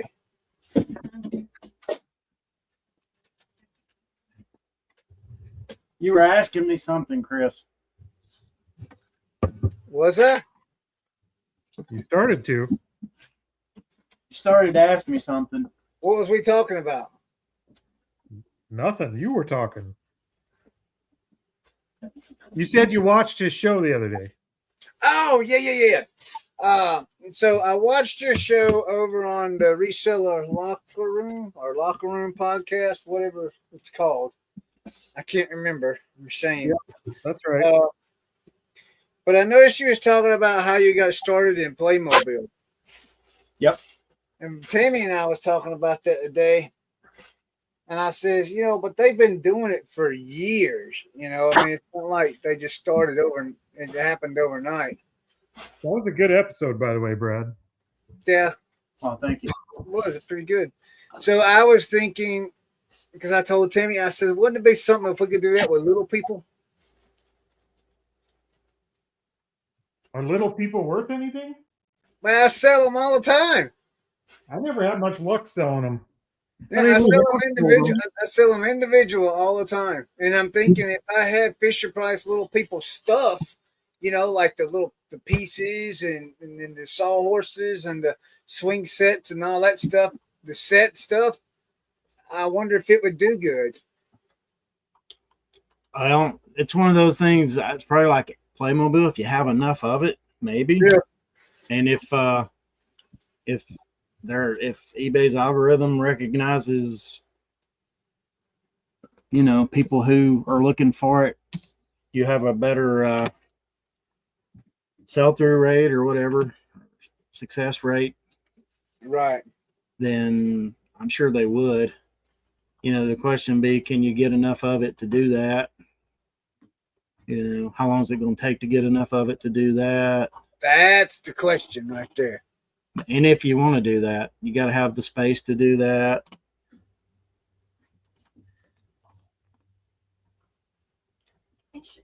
Oh my God. I think it should basically work the same. It was kind of cool listening to you talking about that because that's one of my favorite YouTubers that doesn't make videos anymore was always Resell CNY from New York. Yeah, I've seen that one. And that's how they sourced. They sourced in collections. Like 90% of their sourcing was sourcing in collections. Yeah. And I always liked what they did with that. We probably got enough right now that if we didn't want to source again for how long, Tanya? Even though she's wanting to source, how long do you think it would take for you to list up everything you got? Yeah, from just that last load. I'm still probably have a couple of weeks. I mean, she's still got several weeks worth of work left.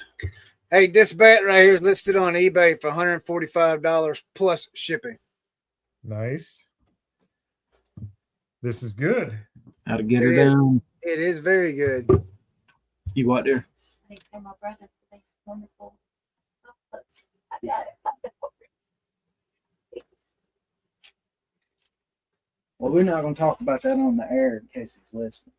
Another one's listed for $100, $175, $104. He'll think you ripped him off. No, we didn't. Although he turned around and gave somebody else a better deal. I feel sorry. I feel bad about nothing. Business is business. Business is business.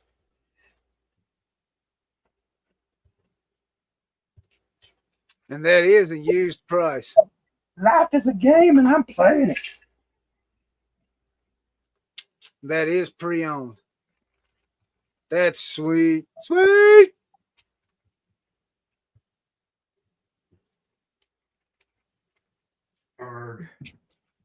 Trying to read the writing on an old vintage longbow and it's all wiped off and hard to read. Making it a real pain in the neck. This bat right here sold on June 16th for $235 plus $14.98 shipping. That is a pre-owned. This bat right here. I know which one ain't gonna sell. You gotta list it. It's exactly the same too. 2 3/4, 28 ounce, 31, 28 ounce. BZ3, BZ33Z. Yep. Upstate Picker, we heard from Ryan not that long ago. They just took a break from YouTube. So I don't think anything bad happened or anything. I think they just took a break. YouTube wasn't paying off. Who was that took a break from YouTube? So you're saying Why? that's from Marty? yeah. I mean, it's still hot, but it's still Yeah. if you focus just I on see no cracks. and flood it like we do. You know, every day. Yeah. Beat up pretty bad though. Look at it. Look at that. Anyone take up any more space than what ours did, so No. And get the Place that. magic eraser. See if we can get some of that off of there. do it. I still might get $70-something for it in that shape. Maybe more than that. I started an auction out $70. $75 start an auction and see what happens. We won't sell those lots, so because little people only sell big lots. Yeah. We got enough of them. If we were, it should be some people.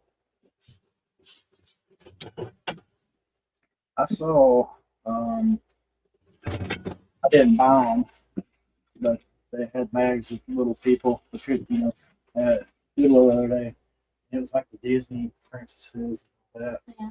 And They don't sit well for us because I don't think it shows up stuff does it some things.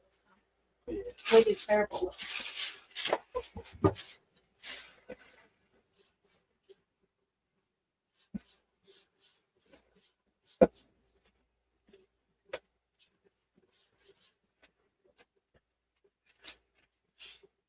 Oops. About to leave one out.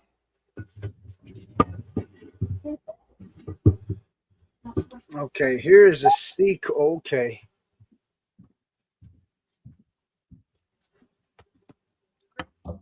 Anything? Especially since yesterday was good $46. Your day yesterday.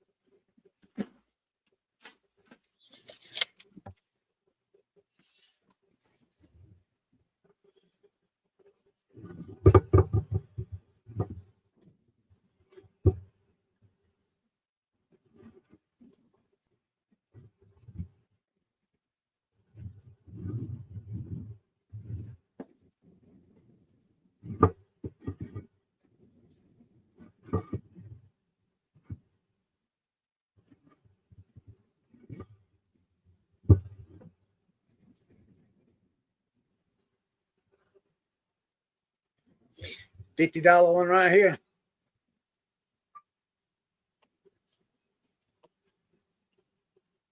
Killing it with bats today.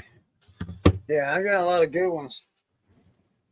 Are those all the bats that were sitting out in your shed or whatever? Yes, they are. They've been out there for a while.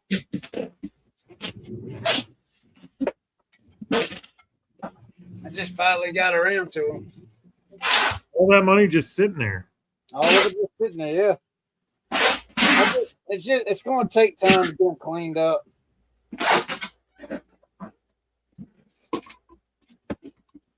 Well, here's a $75 hickory longbow.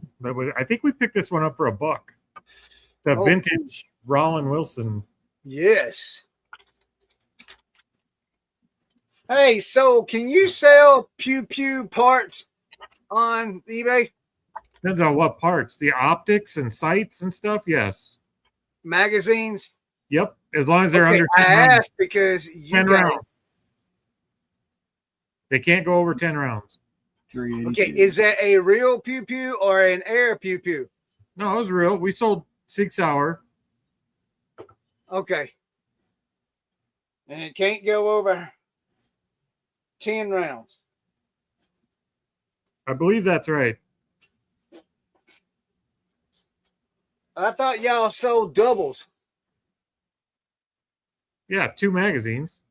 No, I thought you sold a double mag. No. Okay. Just sold another one of those clubs, Chris. Did you? Yeah. How much did that one go for? 60. Nice.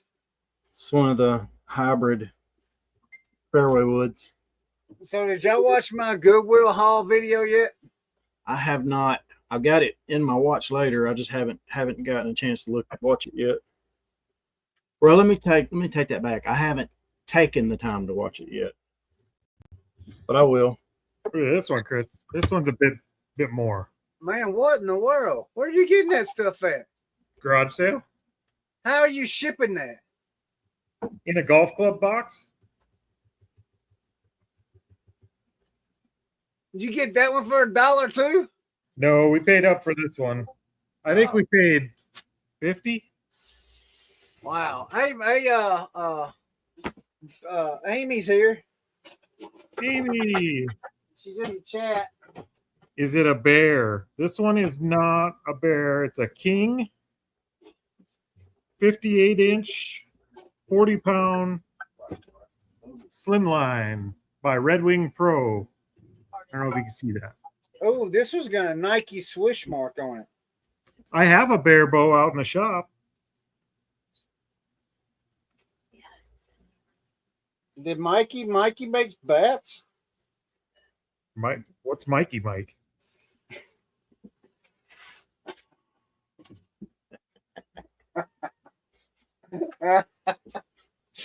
Nike made that.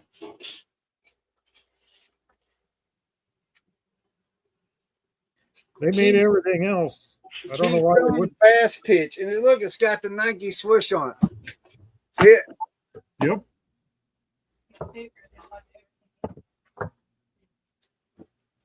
It's even got the Nike swoosh in that thing right there. I don't know if you can see that. See that right there? Look at the end. Right here. Yep. Let's see what Nike's got going on here.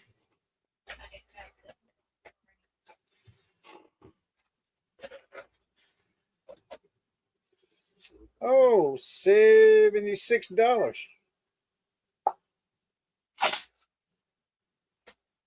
My bad, I got close to $500 in bats over here. Probably more than that. Yeah, I still got a lot in the building out there. I just grabbed a handful of them. All right, Chris, you want to guess at the price on this one? What you bought it for or what you selling it for? No, I bought it for 50. You bought it for $50? Yep. 350. Right on the money. There's only one listed for 350. Nice. Let's see what the solds are. Only one on eBay. There's a $280 one that's sold, but it's a 52-inch one. This is the 58-inch one. What the other one is 350? Is it the 58-inch? Yep. So 345. I'm gonna go 325 and get it out of here.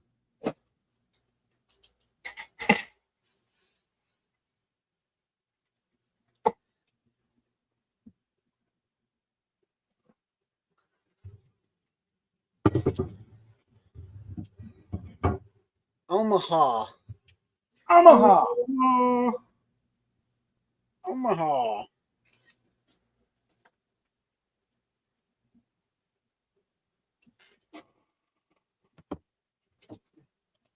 I tell you what sold real well for me last couple of weeks is Keurig coffee maker parts. yeah. We've sold the Duo 500. We've sold the drip pan out of it. We've sold the K cup part, that whole assembly part that raises up and lowers down.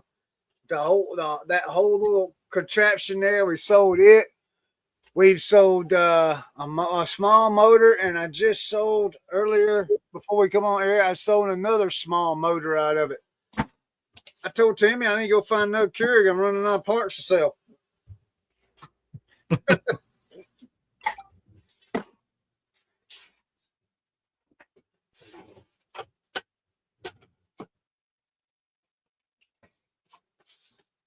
Then I got a message for a camera. Asked me if I tested it with real film. Nope. Sure did not. I tested it with fake film.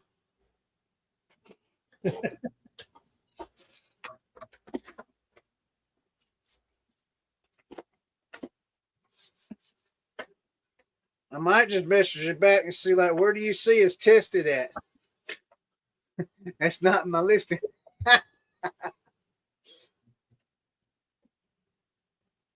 It's one of them point and shoots. All you gotta do is put a battery in it, right? It's not a film camera? What, bruh? Is it a film camera or a digital camera? It's a film camera. Oh, okay. No, it's not a point and shoot. Well, they are point and shoot, but you gotta have film. Yeah.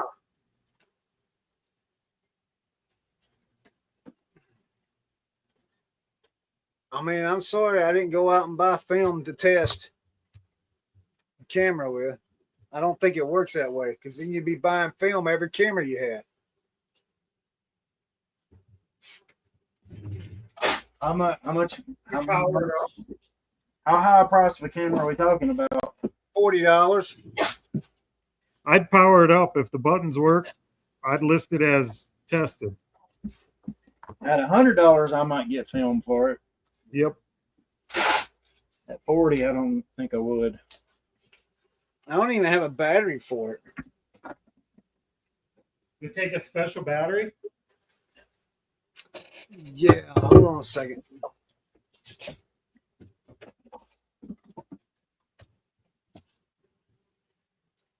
I'll just list it untested for a $40 camera. Get it out of there.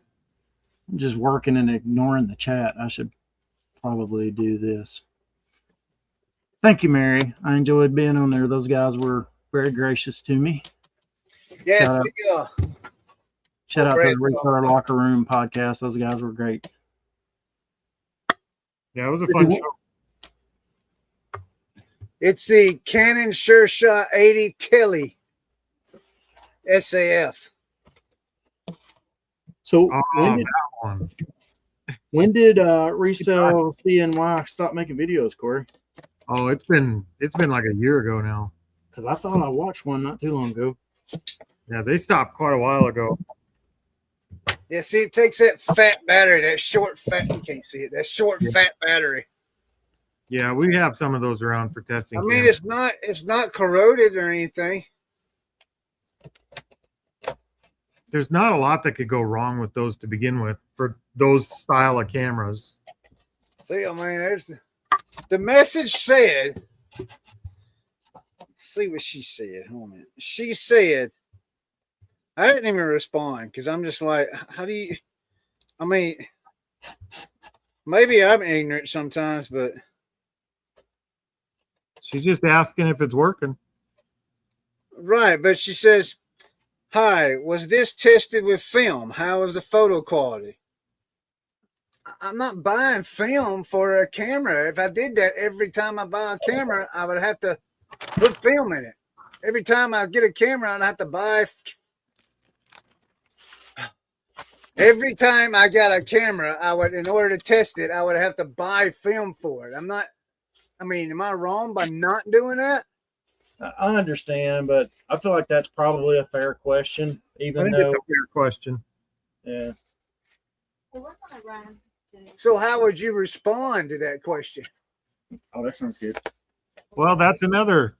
I mean, now you're talking a moral question. How far y'all gonna run? I have the battery, so I could power it up. If it all worked, I would just tell her, yes, it's tested working. I can take them later. Photo quality's fine. Figuring. But if I couldn't actually power it up and even see if it was working, I probably would just tell her I found it at a garage sale. It's untested, as is. But we do put batteries in and power them up, unless we're selling them for parts. Jeez, where do you even get these batteries at? Probably pick one up at Walmart, but we order ours on Amazon. You know what? Wait a There's minute. Leroy back. I'm Hey, back. Leroy. I'm back. I'm back. He is back. Oh, look what I got. Thank you. Thank you. Oh, but it's not big enough.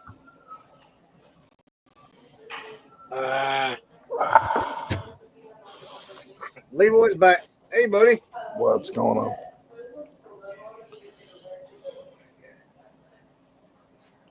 You could always tell her you powered it up and tested it, and it works as far as you can tell without film. But if she has an issue with it, you have free returns. Yeah. CR123A. Yeah, Upstate Picker made a good point. Some of the old ones get a light leak, which would affect the picture quality a lot. Yeah. Hey, Chris, Yeah. do you have AC in your building? Yes, sir. See, that's what happens when you're rich.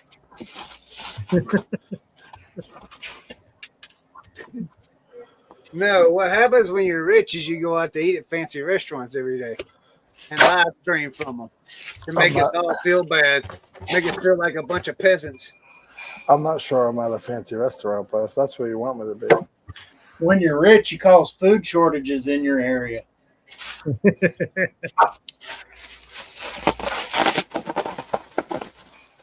I got nothing. I got nothing to say. I got nothing to say. You guys doing okay today? Great. Good.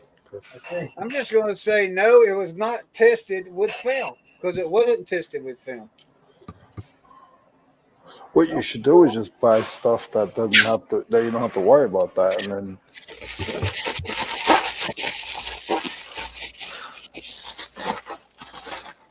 Yeah, but this is the stuff that makes money, Leroy. I just don't enjoy picking up cameras. Oh, I like that. I gotta talk to my buddy Corey soon. What happened? I didn't do it. So I do the bins at the flea market. Yep. And Brad already seen this, but I just think it's funny. So I'm always trying to, because I'm afraid that there's going to be people that are going to stop trying to do what I do because they see that I'm doing well at it. But they're not me. I have my own clientele. So I try to bring in different things in my bins, even if it's something that's not like super cool, but it's dumb, but you would never think about buying it. Yeah. So this is what I made a new bin. I made a new bin, and this is what my new bin is. I don't know if you'll be able to see it with the camera, but hold on.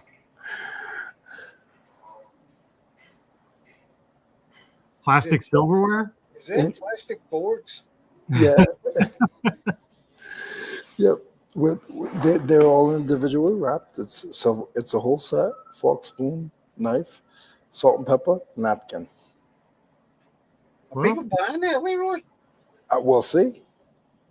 Oh, we'll see. Four for $1. There you go. That's Listen, a play set. Corey, if you thought about it, and you're like, you know what, this would be good for inside my car, or when I have the grandchildren, or so that's what my mind was when I bought them. I bought a whole case. See, what I would do is I would find the food truck at the vendor market. I would buy all their silverware and then sell it at a stand next to them when people bought the food. There you go. There you go. Then you could do $1 a piece. No, I got them cheap. I got them for actually. I'm gonna do 3 for $1. But I got 8 cents a piece into them. Yeah.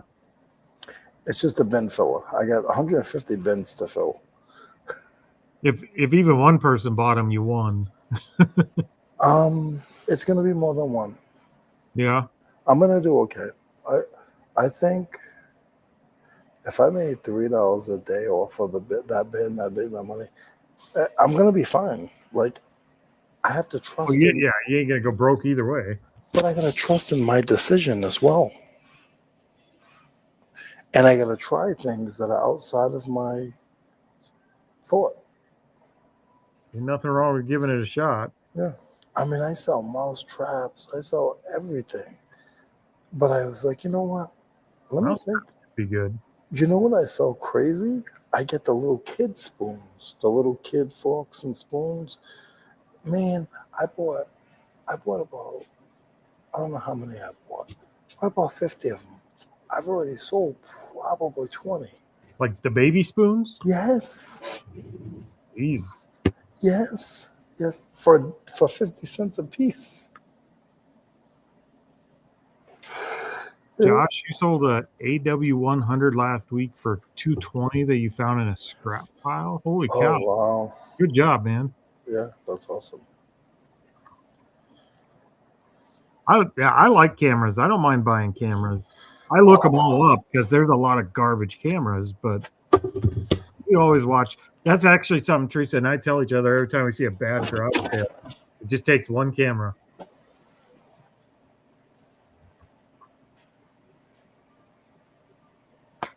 Or as Brad would say, it just takes one Death Star. So one camera tells you it's a bad. Actually, that's true because there's places where I go, and I can see they're cheap with their tools. Yeah, we pull up to a garage sale. Usually, if it's all baby clothes or just junk, like selling out of daycare, we're like, we shouldn't go into that one. It looks garbage, and we always just say, this takes one camera, and then we go up there, and sometimes we find the camera. Now, there is an exception. If they have a lemonade stand, the sale's going to suck. It doesn't matter what's at it. I've never been to a good sale with a lemonade stand ever. I've never heard that expression, but we just sigh when we pull up to a garage sale and we see a lemonade stand. We just sigh. We know it's going to suck. We go anyway, but they always suck.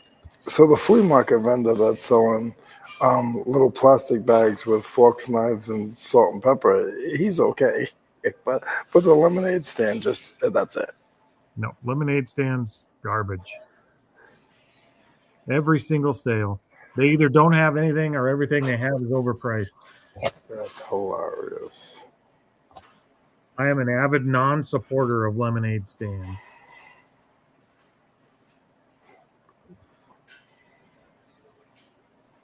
What happened? Christmas went to go pee.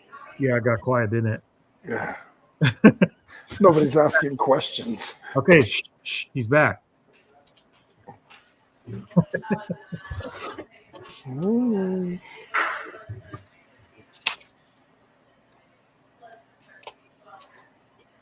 Don't be afraid of pop stands.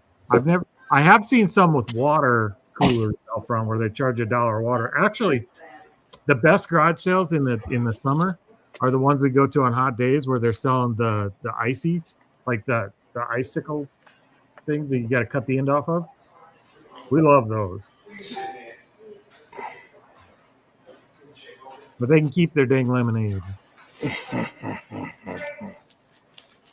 are you smiling about, Brad? Hey, Brad, look at this. Laughing at the conversation you guys are having. Just a second, Chris. Let me hold up just a second. I'm on a different screen. Need to print this. All right, I'm back. What you showing me? I won a free gift on Whatnot. And look what somebody sent me. Can you see it? A baseball card of who? Jesus Christ. Jesus Christ. I can't really see that. It just looks like a baseball player. He has his own baseball cards. Oh, it is a baseball card. There you go. Can you see it now? There are lots of baseball players named Jesus. Can you see it now? Yep. Yeah, I see it.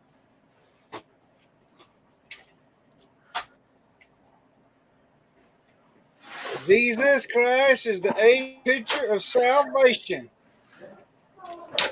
Throwing a perfect game of love and redemption. That's pretty cool. Pretty cool. Who's that? That must be Leroy's phone going off. No, that's the restaurant's phone going off. Taking takeout order. You didn't have to mute it, Leroy. It wasn't that loud. That is a pretty fancy looking restaurant you got there. Look at that fireplace. I told you he was at a fancy place. Seems like an Irish pub or something. Beard King Picker, what's going on, Alex? Bought a coffee at it. That's just brave, Josh. Just in case the three people that are watching want to know, Brad and I will be on the Super Mega Reseller channel tonight at 7. Yeah. Cat's channel. Super Mega Reseller channel. Yeah, Alex. Hey, Alex. Thanks again for having me on, guys. Listen. We've been talking crap about you in here, Alex. Out of all the reseller channels, she gets the most people in a live than anybody since I've been in reselling on YouTube. So you gotta leave her alone. Nothing wrong with Cat's channel. She does a good live show. She helped push this one over. It might not be for everybody, but that woman hustles. She helped push Buck Mountain over 1,000 one night.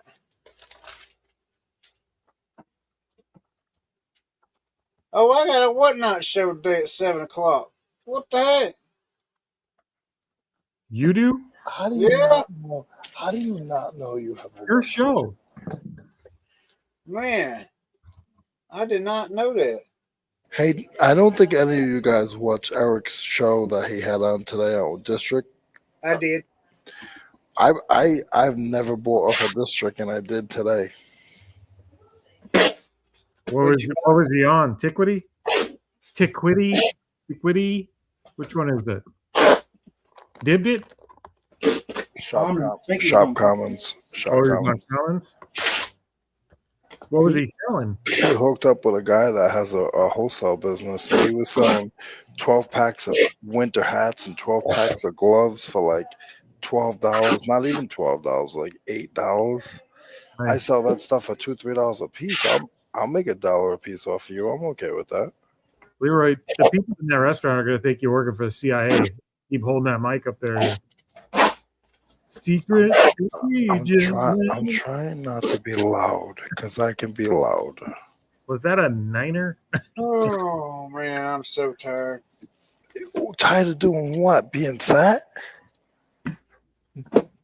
Check the back. Check the back. You got room to talk, sucker. Hey, sucker. Let's do height, weight, comparison, and I promise you, I'm not where you are. I'm not no jelly bowl either. I'm what the ladies call girthy, right around the midsection here. Right? I got the dad bod, buddy. Dad bod. Probably a couple of them over here. I've I've lost a lot of weight this year, though. I don't have it. I'm probably lighter than all you guys. Hey, I'm you down know, like 40 pounds. I have solved the overweight issue in the United States. Solved it. Yes, I know what causes it. I think we could look at the screen and see that we have not solved it. I'm here. No, I know what causes it though. Is what I'm saying. Everybody's like, well, you know, nobody can figure out what causes it. I've solved it. I know what it is. It's the high fructose corn syrup. Oh yeah. Yep. Ever That's what's since I quit drinking or quit eating or ingesting or whatever you want to do with high fructose corn syrup, I lost weight. Sure is. It's a high fructose corn syrups. I don't know. I ain't buying. I'm not. Nope. Not buying it. You don't Leave buy my it? stuff alone. It's sodas, man. Sodas are killing us. Oh, I don't drink soda very much anymore. Sodas are killing us. If we go out to eat, I'll grab a soda or something because that's what they have, but not a lot. Well, look, I'm gonna tell you, this is water. Okay, Brad says, "Me neither." right? No, this is water. I noticed that if I drink water during the day, I don't drink near as much as I do if I drink a soda. If I drink soda, I'm constantly filling this thing up, drinking it. But if I drink water, I'm not. If you just stop drinking anything at all, unless you're thirsty, and then drink water, you'd be amazed how much weight will come off. That's what I did. Well, that's what I do. I drink water now. Now I'm drinking tea, and that's probably got more sugar in it. Let's see. I don't drink any sugared sodas, so. Alex says that he drinks salt water. Wow, what? 38 grams of sugar. Can you even do that? That helps keep you hydrated, bro. Yeah, that's what they say is the best. Do what, Corey? Salt water, they say, is the best for you. You can't drink salt water. Sure you can. If you put salt in it, you can. That's all Gatorade is sugar up salt water. Wait a minute. Are y'all talking about getting water out of the ocean and drinking it? You can't do that. Yeah. I just said I wasn't drinking much soda, and Teresa brought me a gallon of it from McDonald's. That's not Thank gallon. you. That's the smallest one. Thank you, Teresa, for With what you've done. creatine and BCAA You're mixed in. welcome. Thank you for what I'm about to receive. 'Cause I know you can't be drinking ocean water. You can't do that. Are You you have sure? to- Salt water. You have to drain the salt out of ocean water in order to drink it. They You didn't got some more. teach you anything in the Navy? That's like the #1 source of. What? Wait. That's why you have that hat made the way it's made so you can strain the salt out of salt water. No, Yes. That's freaking you're hilarious. taking all the good stuff out of it. Yes. Look, the bell bottoms. Wait a minute. Look, you know why they wear bell bottoms in the Navy? Because you can make a float out of them. No, you want to know why? Teresa, I was in the Navy. I know. I can't tell you why, because it would not be appropriate for this channel. Because when they're dancing, they couldn't wear skirts, but they like that flare when they twirl.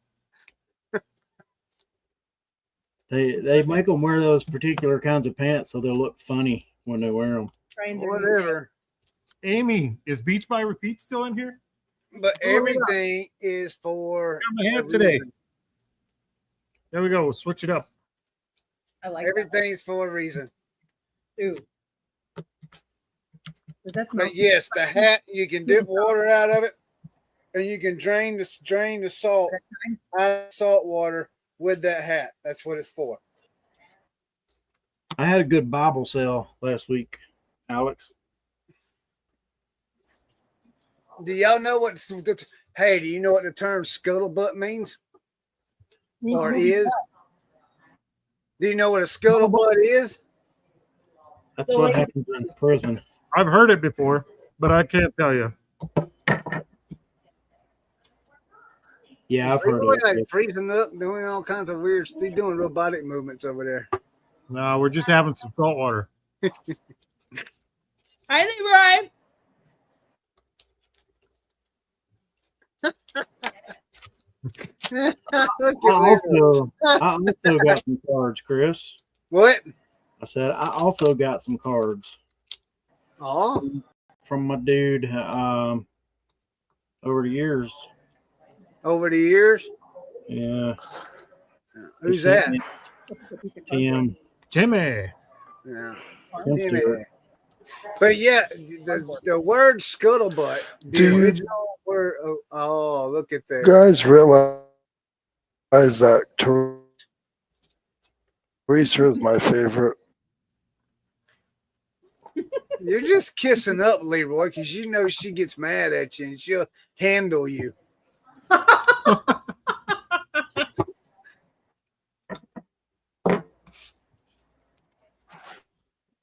Oh, his phone is breaking up. Yes. So, but yeah, scuttlebutt is a water fountain. Okay. Yes. It's a water fountain. What are you eating, McDonald's? But Yeah. I will be home. Man, So, why don't y'all go to Wendy's and get you one swirls? We don't So- have a Wendy's here. Like an hour away. She's been gone for 2. That's long enough to get there and back. So whenever men get the scuttlebutt, when men get the scuttlebutt, is that because they were standing around a water fountain gossiping? Is that where that came from? I don't know. I just know the scuttlebutt. A scuttlebutt is a water fountain. That's But people say, "What's the scuttlebutt?" Look that up. It must be because there's men standing around a water cooler gossiping. No, I don't know. I just know in the Navy, just like you have the head. You know what a head is, right? No, that's called a latrine. Well, that's in the Army. She's been in the Army, so they call it latrine. The Navy calls it a head. You know what Operation Golden Flow is? Yeah, What is it? peeing. No, it's the entire company-wide piss test for pot. I said peeing.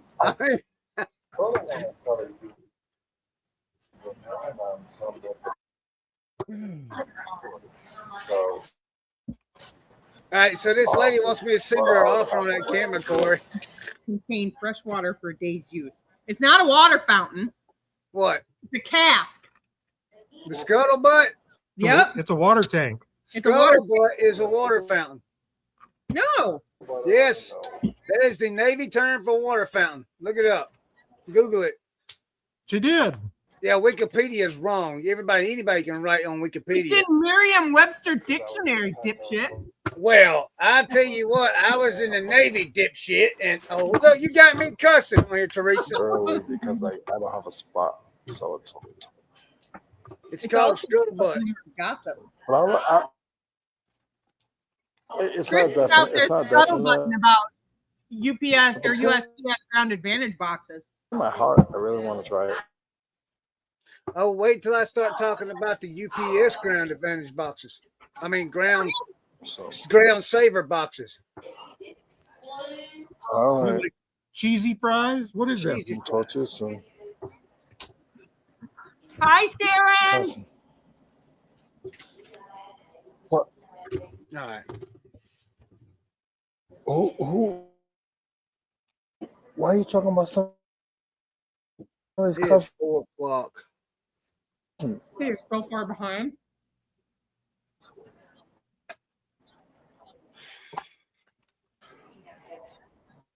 Sue needs to give up. These are better than chicken nuggets, Okay. but I don't like other chili sauce. I'm scared it's spicy. Are they chicken? Weird. They're called chicken strips, crispy chicken strips. I thought I was getting sushi. How about Oh, love No, sushi. Sharon. You got McDonald's instead. Way less healthy.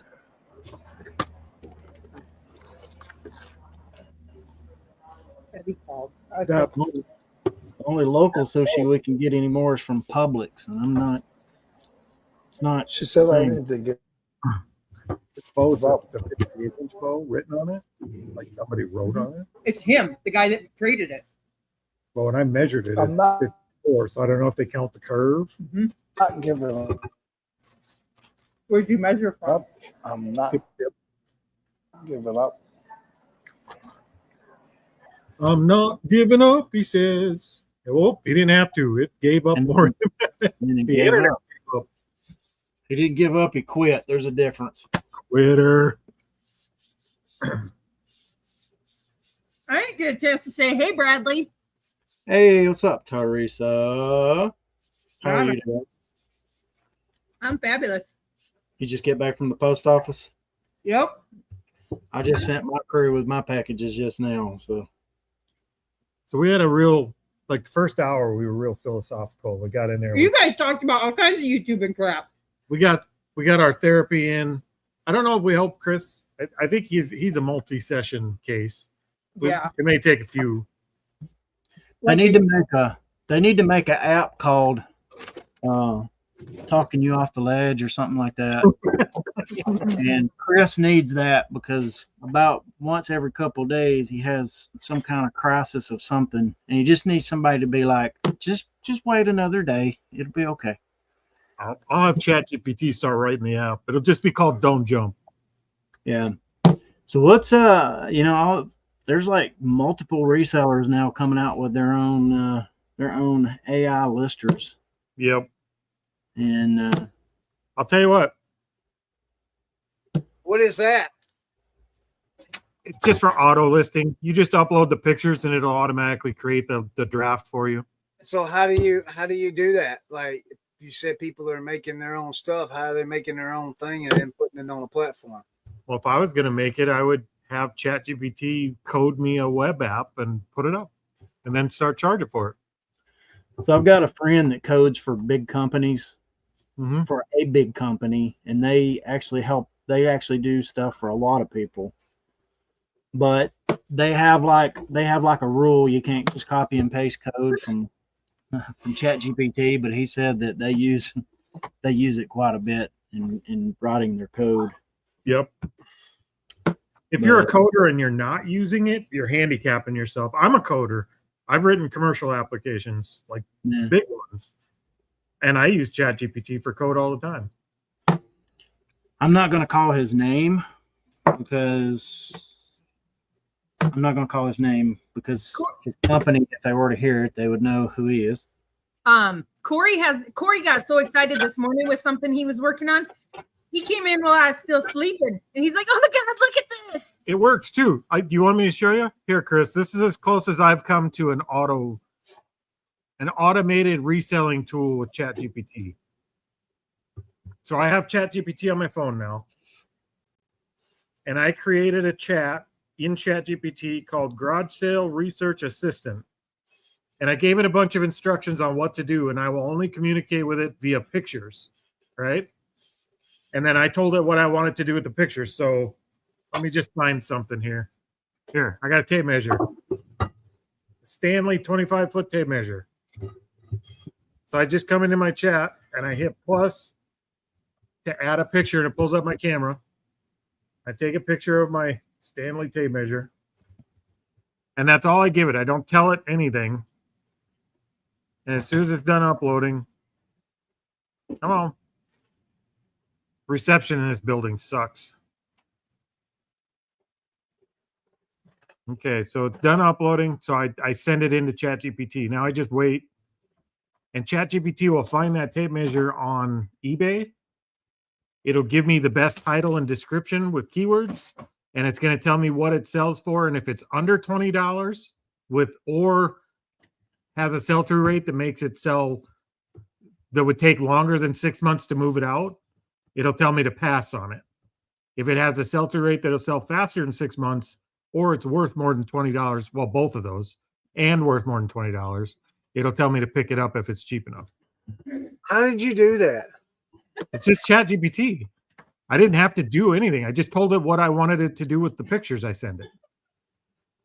So now I can take that to a garage sale and just take a picture, hit send, and it'll tell me if I should buy it or not. We're gonna put it to the test this weekend. So while I was working last night, I listened to Tex, and so I was glancing at it sporadically, but I was getting the gist of it. Yep. He was doing like his little live demo.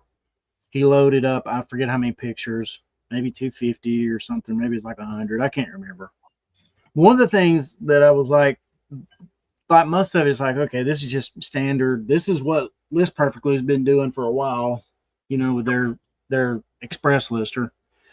But the one that I was like intrigued by was one of the Apple iPods, like one of the older ones, and it listed it as not working for parts. And I'm like, how does it know? How did it know that? Well, when I did this, with a Pepsi sign that I have in the house, like a fluorescent Pepsi sign. Yeah. And it called out all the condition, like every scuff and scratch it found in the picture, it called it out and adjusted the pricing based on that. Corey, would you be willing to later on walk me through how I need to do that? No. So I see that Josh, so y'all are trying out Tex version of it, Josh. So that's what his video was talking about the other day. I watched a little bit. I didn't pay attention to the whole thing. I'm interested, but here's the problem I have with it. Like they're still using the API in Tex app. They still use the API to ChatGPT, and it's using the API to eBay in order to post the drafts. Right. Doing this just natively on ChatGPT and getting fairly complex with the instructions so it gets it right, it still misses about 30%, where it's just wrong, like way wrong. So you still, I don't think artificial intelligence, I don't think you can subcontract your intelligence out yet, which is artificial intelligence. I think you have to use it as more of an augmented intelligence, like use it in combination with your own brain. Yeah. It's not just I wouldn't upload pictures for 100 items and hit send draft and trust it's going to do, I would trust it's going to do about 70% right. Yeah. So I would just like to have the thing that you just showed to where it gives you a sell-through rate and whether or not to pass on it or not. Yep. And again, about 70% of the time it's right. But that's 70% more than when I'm right. Here's where that comes up. It comes up with this really quick when you're not in a metal building, but it says, this appears to be a Stanley 25-foot tape measure model STHT 30925. It can't see that. Oh, it can see that. It's on the front. I didn't see it. Used, it sells for around $24.99. The verdict, it's worth more than $20 and likely to sell within 5 months based on the sell-through rate, estimated value between 20 and 30. And then it gives me listing tips for keywords and description. Like it tells me, so if I could get this, buy it. So you think you could? All I did was send it a picture, nothing else. So do you think you could take the next step to have it make a draft for you right away? I've already used the eBay API. It's not that hard. I could, yeah. Okay. So Alex, are you asking about the one that Corey's kind of rigged for himself, or are you asking about Tex? What was Alex? He was asking, does it work with books? I'll share it. Let's see. Man, I really need to figure out how to do that. Here, Alex, I'm just going to grab a book. And if this works, then Tex would work because they're using the same base. So I'm just going to hit the plus button and take a picture. Brings it up to camera mode. So I used List Perfectly's whenever it first introduced, and I was still using List Perfectly, and it worked out okay. I mean, like it could make a draft pretty quick, but it didn't do great with category and keywords and stuff like that at the time. But Tex looked like it was pretty on point with category and keywords. From what I'm seeing on mine, are pretty on point. Where it misses more often is, I'll tell you what it does right now with mine. When I first set it up and I was playing with it, it takes the image I sent it and it does an image search on eBay. And you know how well the image search works on eBay. Sometimes it's great. Sometimes it's not so great. So instead of just doing the image search, I told it, do the image search, then do a word search based on what you found on the image search and compare your results and give me the most likely. So I'm having to do both because just with one or the other, it was not great. And I'm sure Tex probably does the same thing. So how do you get it over to eBay? You have to physically do it yourself. I'm not using this to post on eBay. Not right now. So all you're doing is using that to find items to check the sell-through rate, basically check the sell-through rate on. Yeah, mostly what I want it for is if I roll up on a really cool piece of hand-blown glass that I know nothing about, but it looks cool, I just hit the picture, snap it, hit send, and it'll tell me what it is and if I should buy it or not. Because I'm not going to sit at a garage sale and do 30 minutes of research. It'll do it. So did you snap a pic of a book or something there? I did. It's just in this metal building. I'm waiting for it to finish the search. Okay. It's still searching. All right, cool. So I need to figure out how to do that. Do you have the paid version of GPT? Now, if I can do what you're talking about, I will pay for it. I mean, because that's like, it's just like Josh just said. He said it takes less time to do that than doing all the research. We would. You know, I mean, my biggest problem is sell-through rate. That's my huge problem. If I could solve my sell-through rate issue, man, I could solve a big problem in my store. Yep. You know, and that's what I was saying. If I can figure out how to do that, man, I mean, I'll pay for it. Just do that. Alex, is James part of Tech's program thing? Because if he is, that makes sense what his videos have been lately. I didn't know he was part of that. No, it's got his own. It's got a different name. Like Tex is Better Lister, and James is like List Easier. I think you're going to see a lot of them come out because I do think I could sit down with ChatGPT right now and probably, if I started right now at 3:00 in the afternoon, probably before tomorrow morning, I could have a small but functional copy of what their program does. Did you say ChatGPT? What did you call that, Brad? One's Better Lister and one's List Easier. List easier or something. Hold on a second. Somebody's gonna have like Supreme Lister in a few days. Yep, or Mega Lister, Ultimate Lister. I'm surprised Kevin and one of them hasn't come up with something. They're not techie. It'll be out. It's called List Easier. Who is that one? That's tech, I think. Nah, well, no, I think that's James. Is So, it? are you talking about My Boring Resale Life? Yeah. Yeah. Okay, yeah. So yeah, that's who that belongs to. Based off this text of who sent me this text, because I know they listened to him, and he sent me a text and told me, and it's got a link to the listeasier.com, and he says, "Get on this list. This is awesome looking software coming." At the moment, text looks a little more robust to me, but Yeah, I think from what I've seen, I think you're right. I think it's a little further along. But they're both, here's the thing, they're both doing the same thing. They're using eBay's API to create a draft. Oh, that did finish. So here, Alex, it identified the book. It knows what it is. It got it right. Paperback edition versus hardcover, and it tells you if it's a hardcover, it's worth this much. If it's a hardcover first edition, it's worth this much. And the verdict it gave me was because of the sell-through rate and it's under $20, I should pass on it. So it gave me all that. All I had to do was hit the image and send it. Kind of like Scout IQ for books, but this would take a lot longer than Scout IQ at this point. But for eBay, it'd be good. Corey, me and you got to talk after the show. Corey's gonna be busy. Why is she always hating on me? she doesn't need you to distract Corey. That's the last thing she needs. You know how hard it is for her to keep him on task now? He stays distracted all the time. Here's what I love. Chat, because this is saved in a chat, all of my scans that I've done, if I do buy the item, they're all in that chat. I can go back and copy and paste the title and description it wants me to use. Oh, and I know my pricing. So all my comping and everything's done. I just got to go in and Corey, we got to talk, man. You're gonna make Chris have an orgasm or something. We got to talk.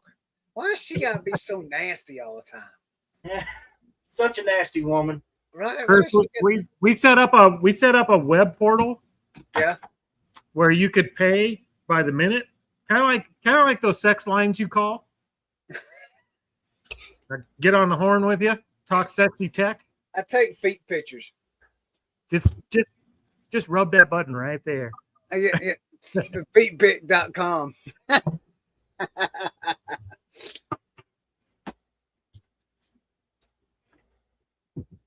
No, it's not that hard with ChatGPT, and I'm dying for 5 to come out because it's going to get so much better. All right, so you actually hold on a minute. Let me look at something here. Here, let me see if I can just paste in the current version here, or actually. So you created. Oh my gosh, what's all this? I'm giving you insider information here. Well, you probably need to do it later. No, if I'm gonna give it up, I'm gonna give it to the world. So how do you clear all this out like that's on mine now? That's the thing with GPT when you have the paid version. Yeah. You can create a separate chat for different topics. So if you just want a chat that just talks about your YouTube channel and how to do things on your YouTube channel. See, this is all the stuff that I've looked up that I've done. Yeah. So how do I clear all that? I got it on a laptop and I can clear it also. On the laptop, you just clear it. On here, you just go to one of those and hold it down, like touch it and hold it. Oh, and okay. Bring the thing up to delete. Okay, delete. So Chris, you do it. Create a new chat. Okay. Actually, you can't. You'd have to pull this up. Here, I'm going to paste this in here. All right, so I created a new chat. I hit that little thing up at the top with a little pencil in it, right? Yep. What is that? See those 3 lines right there that just came through? Yeah. Copy the entirety of that. So you have to copy them one at a time. Don't hit enter on ChatGPT. Paste all that into one chat on ChatGPT. Okay. And then when you're done, just go take a picture of something and hit send. And it'll do Pretty much what mine's doing right now. Pretty much the same exact thing. And hit send. And it'll do Oh, what mine's doing. Now I gotta hear myself. I'm sorry, I had to mute it. Okay. It won't let me. There you go. Anybody else that has ChatGPT, copy All that. right, I won't have to do it on the computer because it's not letting me do it. If I do it on the computer, will it show up on my phone? Yep. Okay, because it's not letting me copy from my phone. That's where I set it up, is on the computer. I wouldn't try and set all that up from the phone. All right, ChatGPT, YouTube channel. Let's see. I want to see if you get the results I get. Okay. This should come very, very close to exactly what I just used. Okay. Let's see. Let's see what we can do here. Did you just open source Corey GPT? He did. You figured it was going to be easier than trying to explain all this, didn't you? We're reading your chat. We're reading your chat, Leroy. All right, so I need to start at the very first one. It says where I need you to. Okay. Yeah, Teresa's not nasty. She's just speaking truth. All right, new chat. Okay. Remember, don't hit enter until you get all three of those in there. And V. Okay, copied. I need you to I need you research to the read it. item on eBay. If the item is worth more than 20, Control C, ChatGPT, Control V. Let's see if the item is worth more than $20. Okay. We've really gone off the rails in this episode, haven't we? So, well, I mean, We're bringing AI to the people. copy. The people Yeah, already have AI. Chris just doesn't. Chris can't figure it out. Okay, I copied all 3 lines. Now hit send. Yep, send it. As much as you like to ask questions, Chris, I thought ChatGPT would be like your best friend. All right, so it says, My buddy, my buddy, my buddy, wherever I it go. says, got it. I'm officially your garage sale merchandise research assistant. Just send over your All first right, now picture. open your phone. Don't worry about what it says. Okay. Ignore that.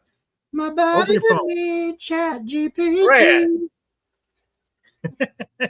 And I thought I was annoying. My buddy, my buddy. Okay, a phone's open. Go to ChatGPT. Yep. Okay. Hit the little thing at the top so you see your different chats and pick the one. It'd probably say garage sale research assistant, something like that.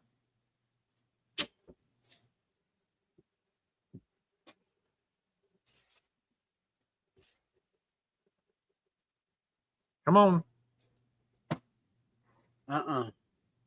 Library, all- maybe? No. Hit refresh on your computer. See what it named the chat that you're in.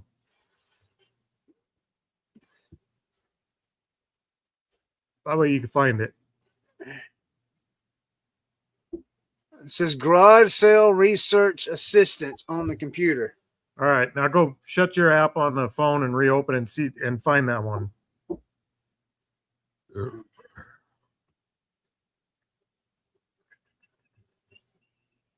Okay. Anybody else trying this at the same time out of the 5 people that are in here? Or did they all leave because this is hogwash? Recess, free, go. It's not there, Corey. Is your chat GPT on your phone using the same account as the one on your computer? Do you see the rest of your chats that are match the ones that are on the computer? You might have 2 different logins going on. Oh, wonderful. All right, Josh hold is on. driving. Don't do it while you're driving, Josh. All right, there's my login there. Email. Yeah, I got 2 different emails. Well, then I can't help you. So we're No, going to you do it can't. like this. Just log out on your phone and log into your other email. Log out. Yep, that's exactly what I'm going to do. Continue with Apple. You're gonna forget your password though, aren't you? I'll create a new one if I need to. It's Topher123. Okay, so that's the wrong one.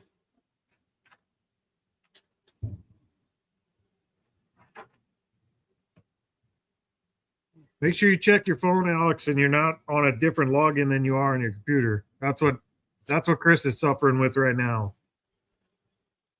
Uh-oh, Brad left. He's like, I'm done. Did he? Or he breathed on his camera, one of the two. No, I breathed on it. Man. Ooh, sold another night owl, huh? Is that what you were woohooing about? Just because we got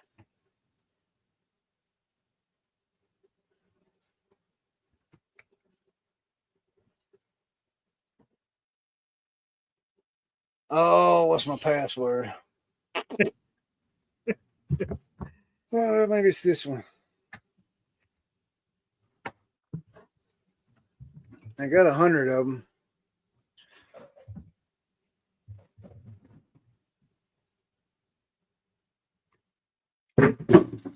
Two-step verification. Yes, it's me. I don't know which ones of those work. So- Now, when you get that going, here's a trick. Got it. You don't. Yes, got it. Here's a trick. You don't have to take just one picture. You can keep hitting that plus line and taking picture. You can upload like 5 or 8 pictures, and then hit send, so it has more information. Shut up, Josh. GPS all over again. Here, I just took a picture of a GoPro remote for a drone, I'm gonna take a picture of something. and it found it, and it's right on the pricing, and it's right on what drone it controls. I'm gonna take a picture of one of these Nailed it. bats. If it works on bats, that could change my mind on bats, because I won't sit and look them up, because you got to find all the information off of them.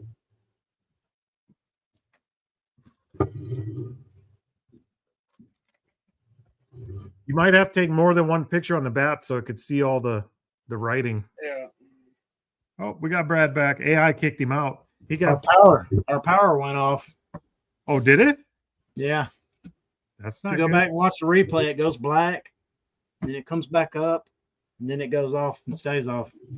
All right, let's see if it'll do the bat.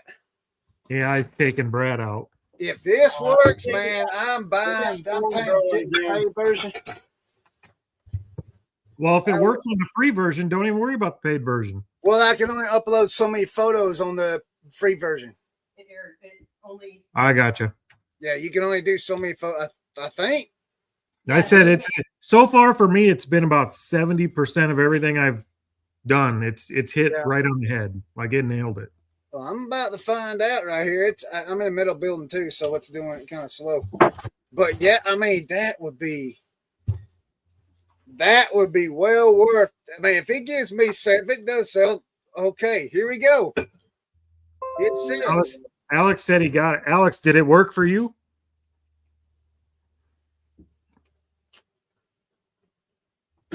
See if it found your bat.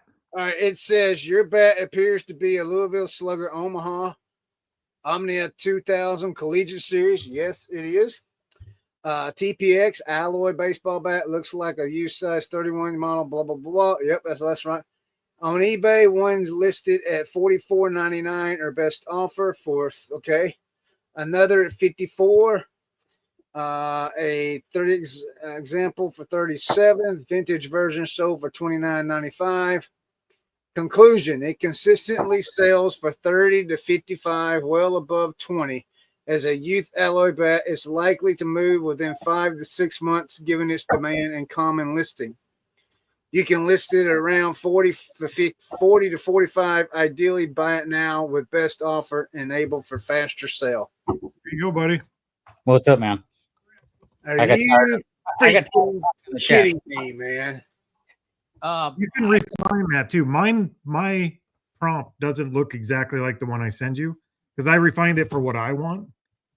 So you can refine that further. If you don't care about the $20 limit or the sell-through rate, like you can put whatever you want in there. Oh no, I love the $20 limit and the sell-through rate. I just tried it with the book I just sold for $29, and it's telling me average price for the hardcover reprint is like $35 to $50. So Not far off. Did you sell it on offer? what's up? Did you sell it on an offer, or is that price pretty close? No, I sent out an offer like 20% off on the thing. So that'd be about right. Yeah, I gotta go. I'm gonna go back and see what I actually had it listed for. The original listing. Original listing, I had it. No, it did sell. I just listed at $29, I guess.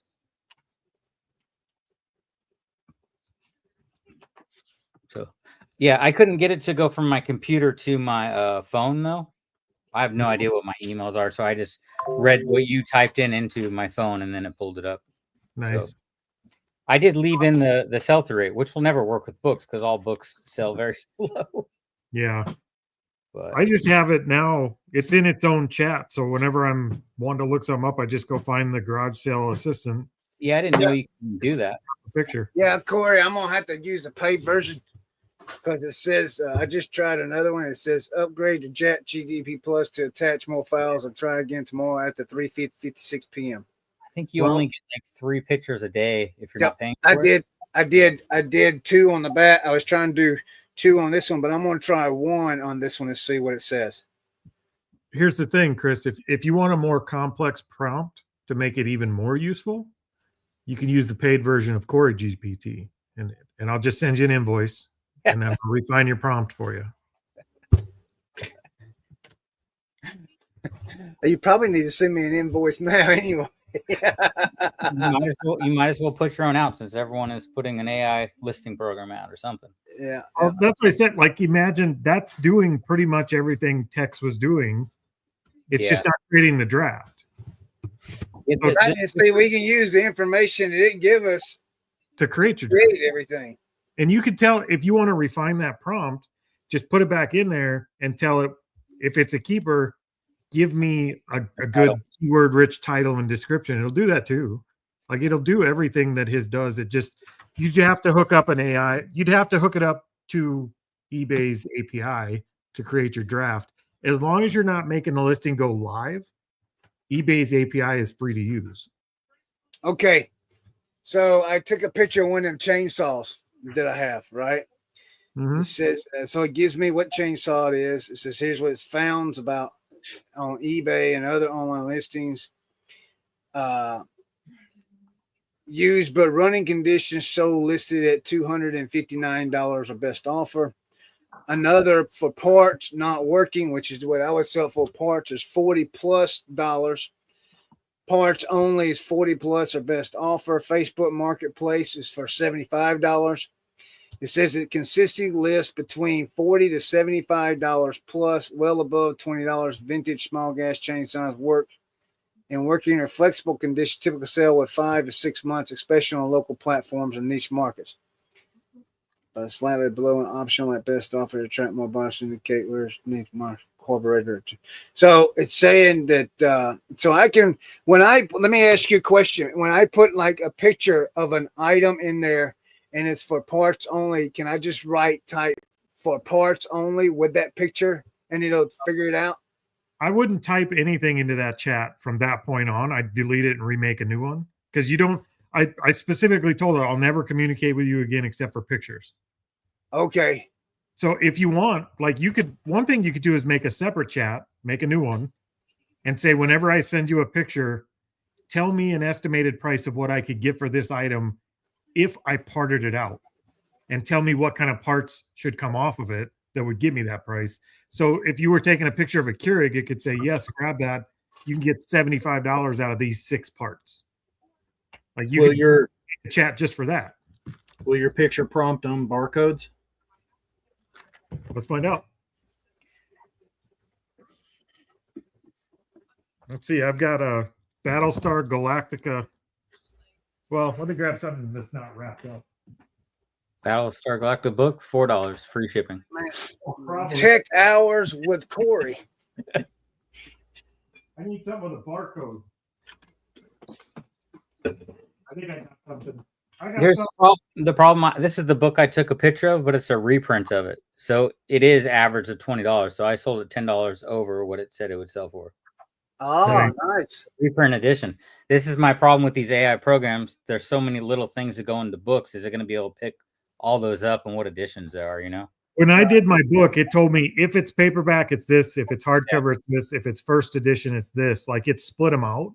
That's I that's think it what I'm saying. notices there's variations, but I don't think it's real good at identifying them. As I said, recommendation. Let us know if it's a reprint, then it goes for around $20. Which just looking in here, it's average $20, and I sold it for like $10 more. So Yeah. Text one does seem a little bit better, and it does the pricing for you. But the price, it's like $50 for 100 listings, and the one that James is promoting, he's beta testing, is 3 to 7 cents per listing. Well, So- imagine how much has gone into text compared to what we just built the program here in 2 minutes with one prompt. Imagine if we expanded that prompt to say, look at the average sale price and put me at $3 under it. And that's where I want like you could put all that in the prompt. Mm-hmm. This is just something that I did this morning when I was sitting down having coffee. Yeah. You know, that AI is going to do for humanity probably what the printing press did, just exponentially more. I hope this AI listing programs work, because I just picked up another like 2,000 books yesterday, and I never listed the last 2,000 I picked up. Alex, I just told Teresa this morning too. I was going to build a prompt where I could take a picture of a bookshelf with all the spines and have ChatGPT pick out the ones that are worth $20 or more. I just did it this morning. Did it work? That'd be cool. I've tried it, and it didn't work on my own bookshelves. Oh, I'll try to play with the prompt and see if I can make it work. I think you say that would be absolutely cool if you could just go into a store and just take a picture of the bookshelves, and it tells you which ones to grab instead of having to stand there and scan them all. I did that with what's listed on eBay, and it said, well, depending on if this is a first edition and all these little things that go into books, you know, there's a lot of nuance. It worked perfectly. It worked perfectly for mine. It just said crap. Man,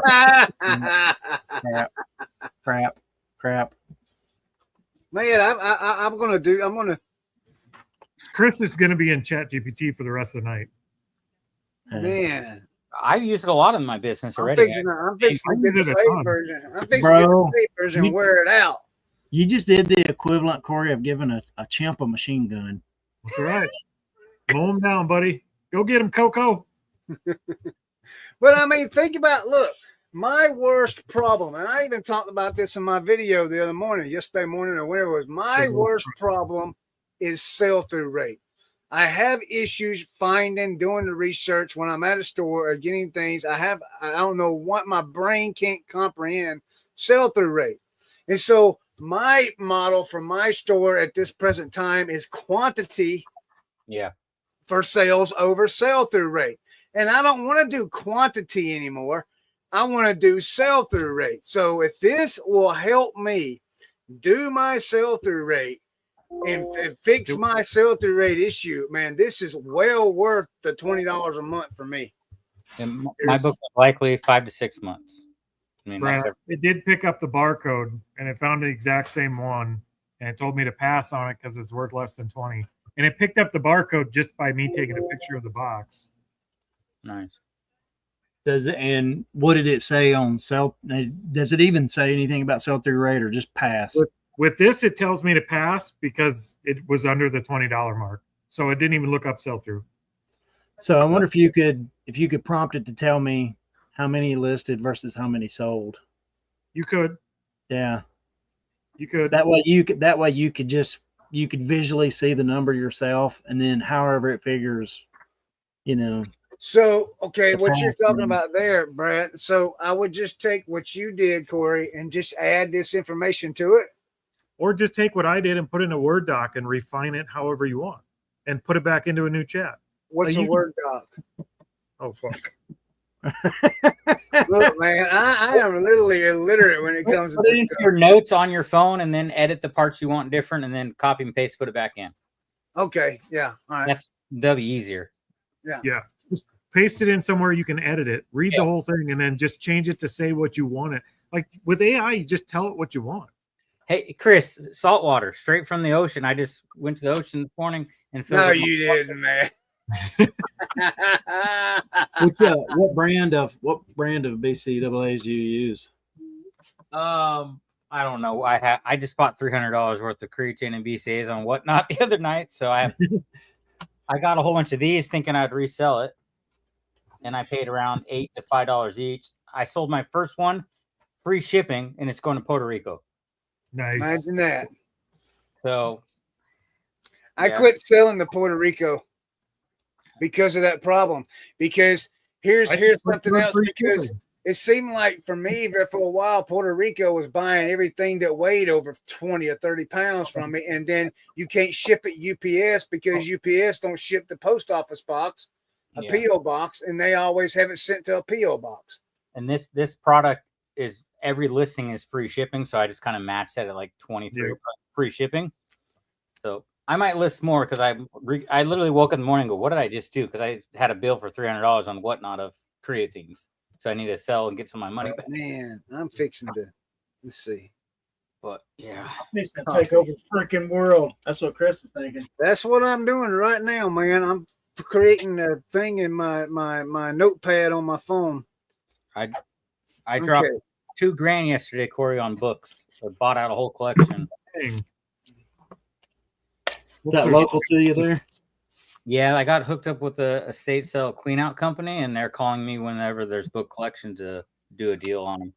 Nice. Sweet. But That's I what I still mean. have 39 boxes from 2 weeks ago, and I have only done 4 boxes, and I just got another 40 something boxes of books. That's exactly what I was talking about early in the show. Finding new ways to source where you're not having to go out and find every individual item. That's the I haven't been to the Goodwill bins in 2 weeks because I was cherry picking. Now that I have this connection, you know, that's leveling up. Like but that's what makes it worthwhile. I need to level up and to do this volume. I need freaking employees is kind of my problem here. You know, the whole point of me reselling is not to deal with people, not having employees. You know, so yeah, I don't want to get big enough where I need a bunch of employees. We've done that, and I'm not a big fan of it. Yeah. I mean, I got my daughter's helping do some listings. My wife in August is dropping down 3 days a week from work, so she'll be here listing for 2 days out of the week. I'm just not good at managing people. Like I'm way too blunt, and people don't take it well sometimes. Yeah. Apparently, you're not supposed to tell your employees they're being a dumbass. You're just supposed to give them nurturing and advice. Yeah. All right, this is what I was going to add to your thing. Also, give me the percentage of listed versus sale for a sell-through rate. Is that? I don't know about percentage. I don't think you want to do math for you. Okay. I would just tell it, give me how many listed and how many sold. Yeah, include the number that are currently listed and the number that is currently sold. You have to give it a time frame, or is it just going to automatically figure what's there? Also, give me the number of listed and the number of sold. Is that what you said, Brad? Give me the number that's currently listed. Give me the number that's currently sold. I mean, do you think you have to tell it 90 days, or is that all it's going to pull? It's all it has available. Yeah. It won't go into like Terapeak and do that. Okay. Because we're putting eBay in the description. Because if I take a picture through ChatGPT, it's going to look on WorthPoint and everything. If I'm not, you know, I can see it searching while it's trying to research, and it pulls up below and everything. So all I do is say, give me the number of currently listed and the number sold in the last 90 days. Yeah. When it goes to do the sales comps on it, it tells it to go to eBay. Okay. So it's doing it specifically off eBay's 90-day. Right. And then I would have to create a separate chat if I want to do parts or repair. Yep. I would create a separate chat for, I mean, if you're going to, don't ask it to do too much, because that's when ChatGPT falls apart. Yeah. Give it a very specific task and just leave that chat for that task. I have one chat that's just for like my 3D printer channel. Yeah. And all that chat is for is just thumbnails, titles, descriptions. That's it. Nothing else. I don't ask it to analyze the stats or look at my analytics or anything else. It's just thumbnails, titles, descriptions. And then I have a different channel or chat where I upload my analytics to it and say, okay, based on last month, where are we lacking? What can we do better? What can we change? And it gives me advice based off analytics. All right. Let me okay. Let me ask you this. No. So this thing is smart enough to I gotta stop talking, damn it. if this thing's smart enough to figure out that if I create another completely separate chat for the Buck Mountain Barn YouTube channel, and I use it only for titles and thumbnails, it's smart enough to figure out to connect only to that chat is only connected to the YouTube channel that it can. And I'm not even making sense. I can't even say what I'm trying to. It doesn't actually connect. It doesn't connect to YouTube or your channel. But if you tell it in the beginning of the chat, YouTube. in this chat, I need you to be my YouTube marketing assistant or whatever. You're a professional YouTube agency owner. I need your advice on YouTube titles, descriptions, and thumbnails for this channel, and then describe the channel. You could even put a link to your channel in there. Okay. And then just tell it that's going to be its job going forward for each video. You will then, what I do, I go in and I type in a big long paragraph of what my video was about, all the stuff that's in it, no matter how big or small. And then I say, okay, shoot out my title, thumbnail, description, and it'll give me an AI prompt for a thumbnail. It'll give me the words that it wants in the thumbnail, a title, and a description with hashtags and YouTube tags. Yeah, that's what I've been using. Can you upload the video and let it use that video before the one before you put in YouTube? Nope. Do you know what I'm saying? You can't. ChatGPT doesn't know how to parse a video. Okay. What you can do is upload your video to YouTube, put it in unlisted, private or whatever, and then copy the transcripts. Copy the transcript and just upload that and say, I need that stuff for this video. Okay. Yeah. Got it. You can do you can put it in private for your OnlyFans video. Yeah. My feet finder. Feet finder, that's what it was. Yeah, feet finder. So you can put it in unlisted or private, then copy the transcript, and then it'll give you the title, and you can fix all that before you actually publish it. Right. Oh my God, this thing is crazy. This is like, this is too much. I think I can get lost in this thing. You have here. I should not do this. I should not. Don't date your AI like Ben Rocky Top Picker does. Here, look at all my different chats in this. Oh my God, Corey. Those are all. They're not just chats those are all just saved tasks. Yeah. Where I use that for one specific thing. Like literally, I have like a Grams and Pops channel. I have for my descriptions, titles, thumbnails. Yeah. But I also have a Grams and Pops YouTube growth channel. And then I have a Grams and Pops vintage brand chat where we talk about the website and the affiliate links and the blog posts and the Facebook and the Instagram. Like I have it split out in chats for specific tasks. Is there a way to delete old ones? Because this is everything I've ever asked it. Yeah, just hold your finger on it. It'll pop up a thing to delete. Yeah, I'm going to go through and redo all mine today. I'm going to get the paid version here in a little bit. And then I think I'm going to get the paid version of this instead of redoing my subscription for Auto Posture. Auto Posture is $70 a month. This is $20 a month. $70? What does that do? Just share it? So I've been using a cross lister it's actually called Nifty now. It was Auto Posture, but it does recreate and all that kind of stuff.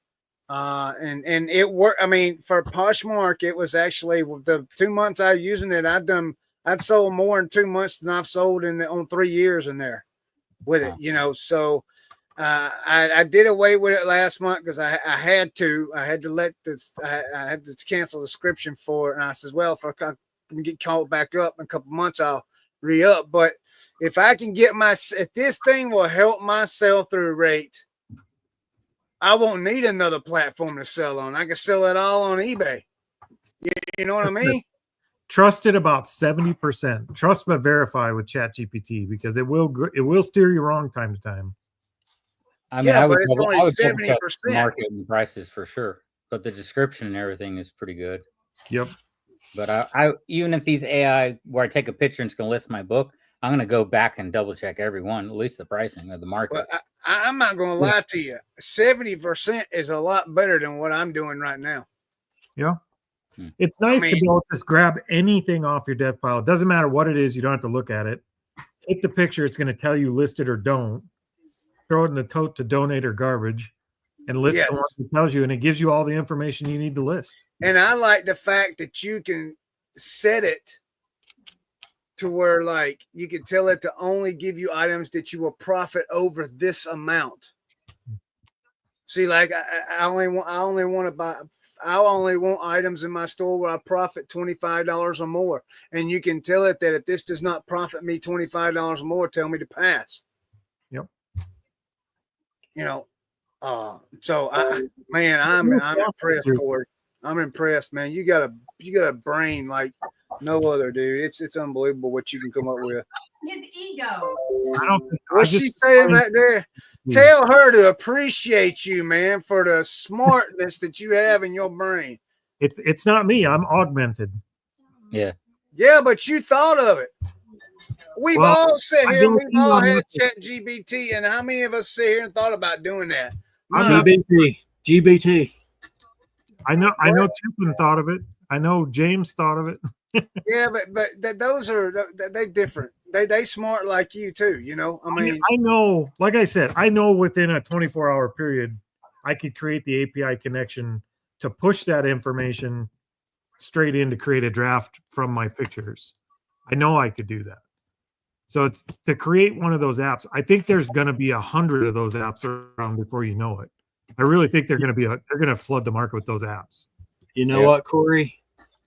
If you're the first to market with that video on YouTube, you'd have a pretty viral. You have a pretty viral video. pretty viral, yeah. With what video? The video of how to do that. Connect Wait, the API. Well, you just went over? The API interface and how to do that, along with your prompts and all that.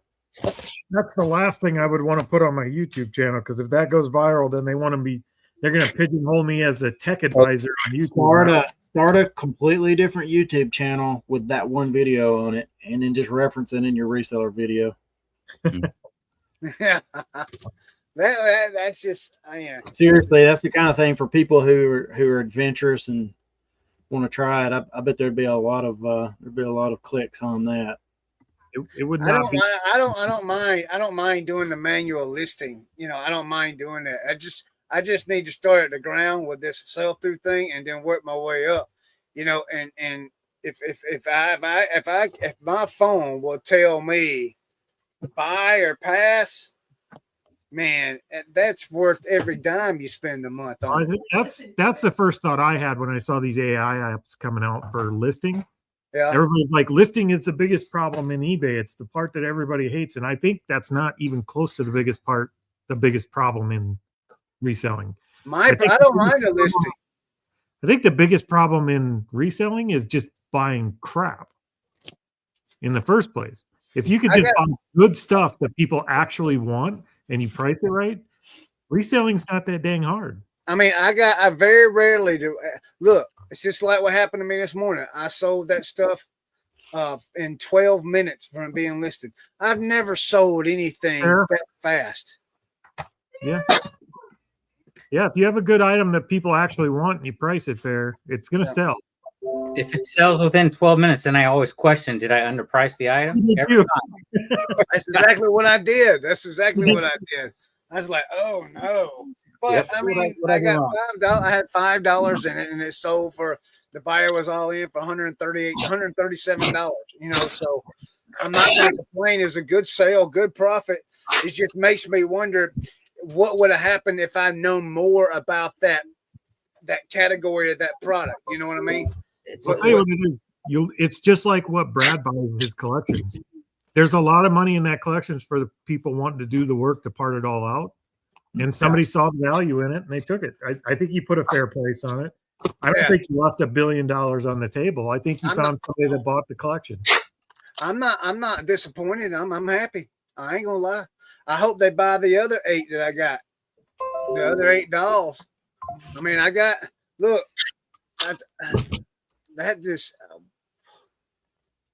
I got so many. You want to get off here so you go play with AI, don't you? Me? I need to go pay for the thing so I can get so yeah, I can play with it. Tammy's gonna be Chris. Go play with your friends. You've caused him to spend more money, Corey. I didn't. I stay with You the free one. You're gonna So help him make some money. so already that thing's got 136 views. What does?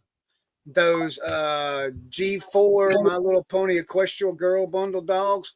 Yep. Dolls with the horses. I got 8 of them, a lot of 8. And so they got 136 views. All the other horses sold this morning within 12 minutes.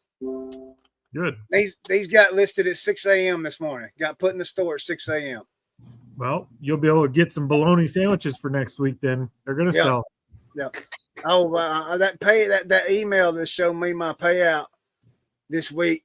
I jumped out of bed. I was so happy.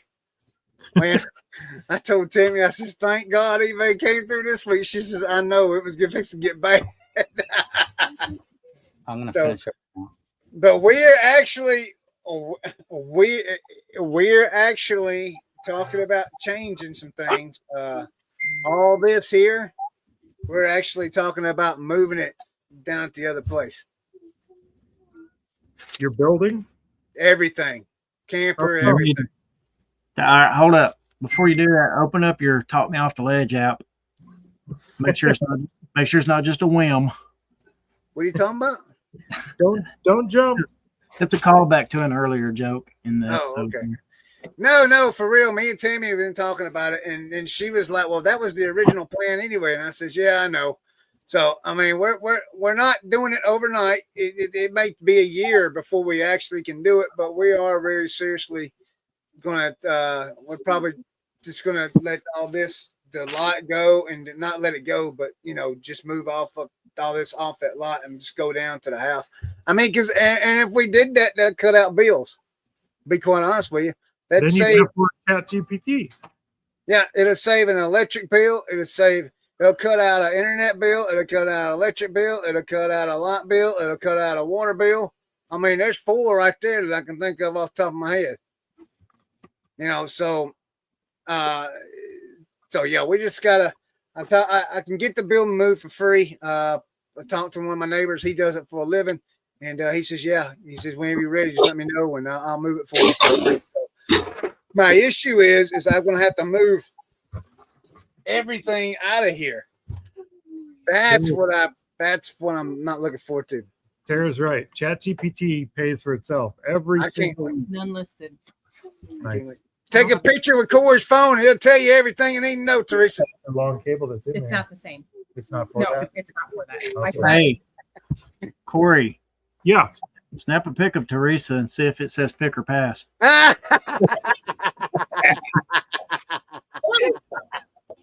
It just said, get the. Come on.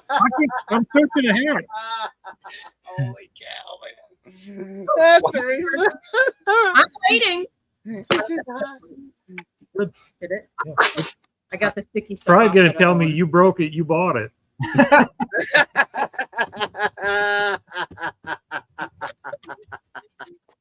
That's hilarious. Paris was high, Teresa.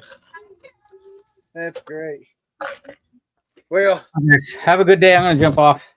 yeah, it's 4:30. I got to run too. Later. I will tell you later. Are we dumping then? Huh? Are we jumping off then? Yeah, I gotta go test my battery for my boat and then get this Chat GPT running for me. I'm sorry. Chris. Hey, man. Hey, Alex. Hey, thanks for coming on, man. It's good seeing you, man. Check every item in your store and just dump the stuff that doesn't sell. Hey, you ain't lying. I will start going box to box, man, and start doing it. Get I her will. done. All right. I Later, will. guys. Have a good day. We'll Good chat to with see you later. everybody. See you, man. Yeah, I gotta go.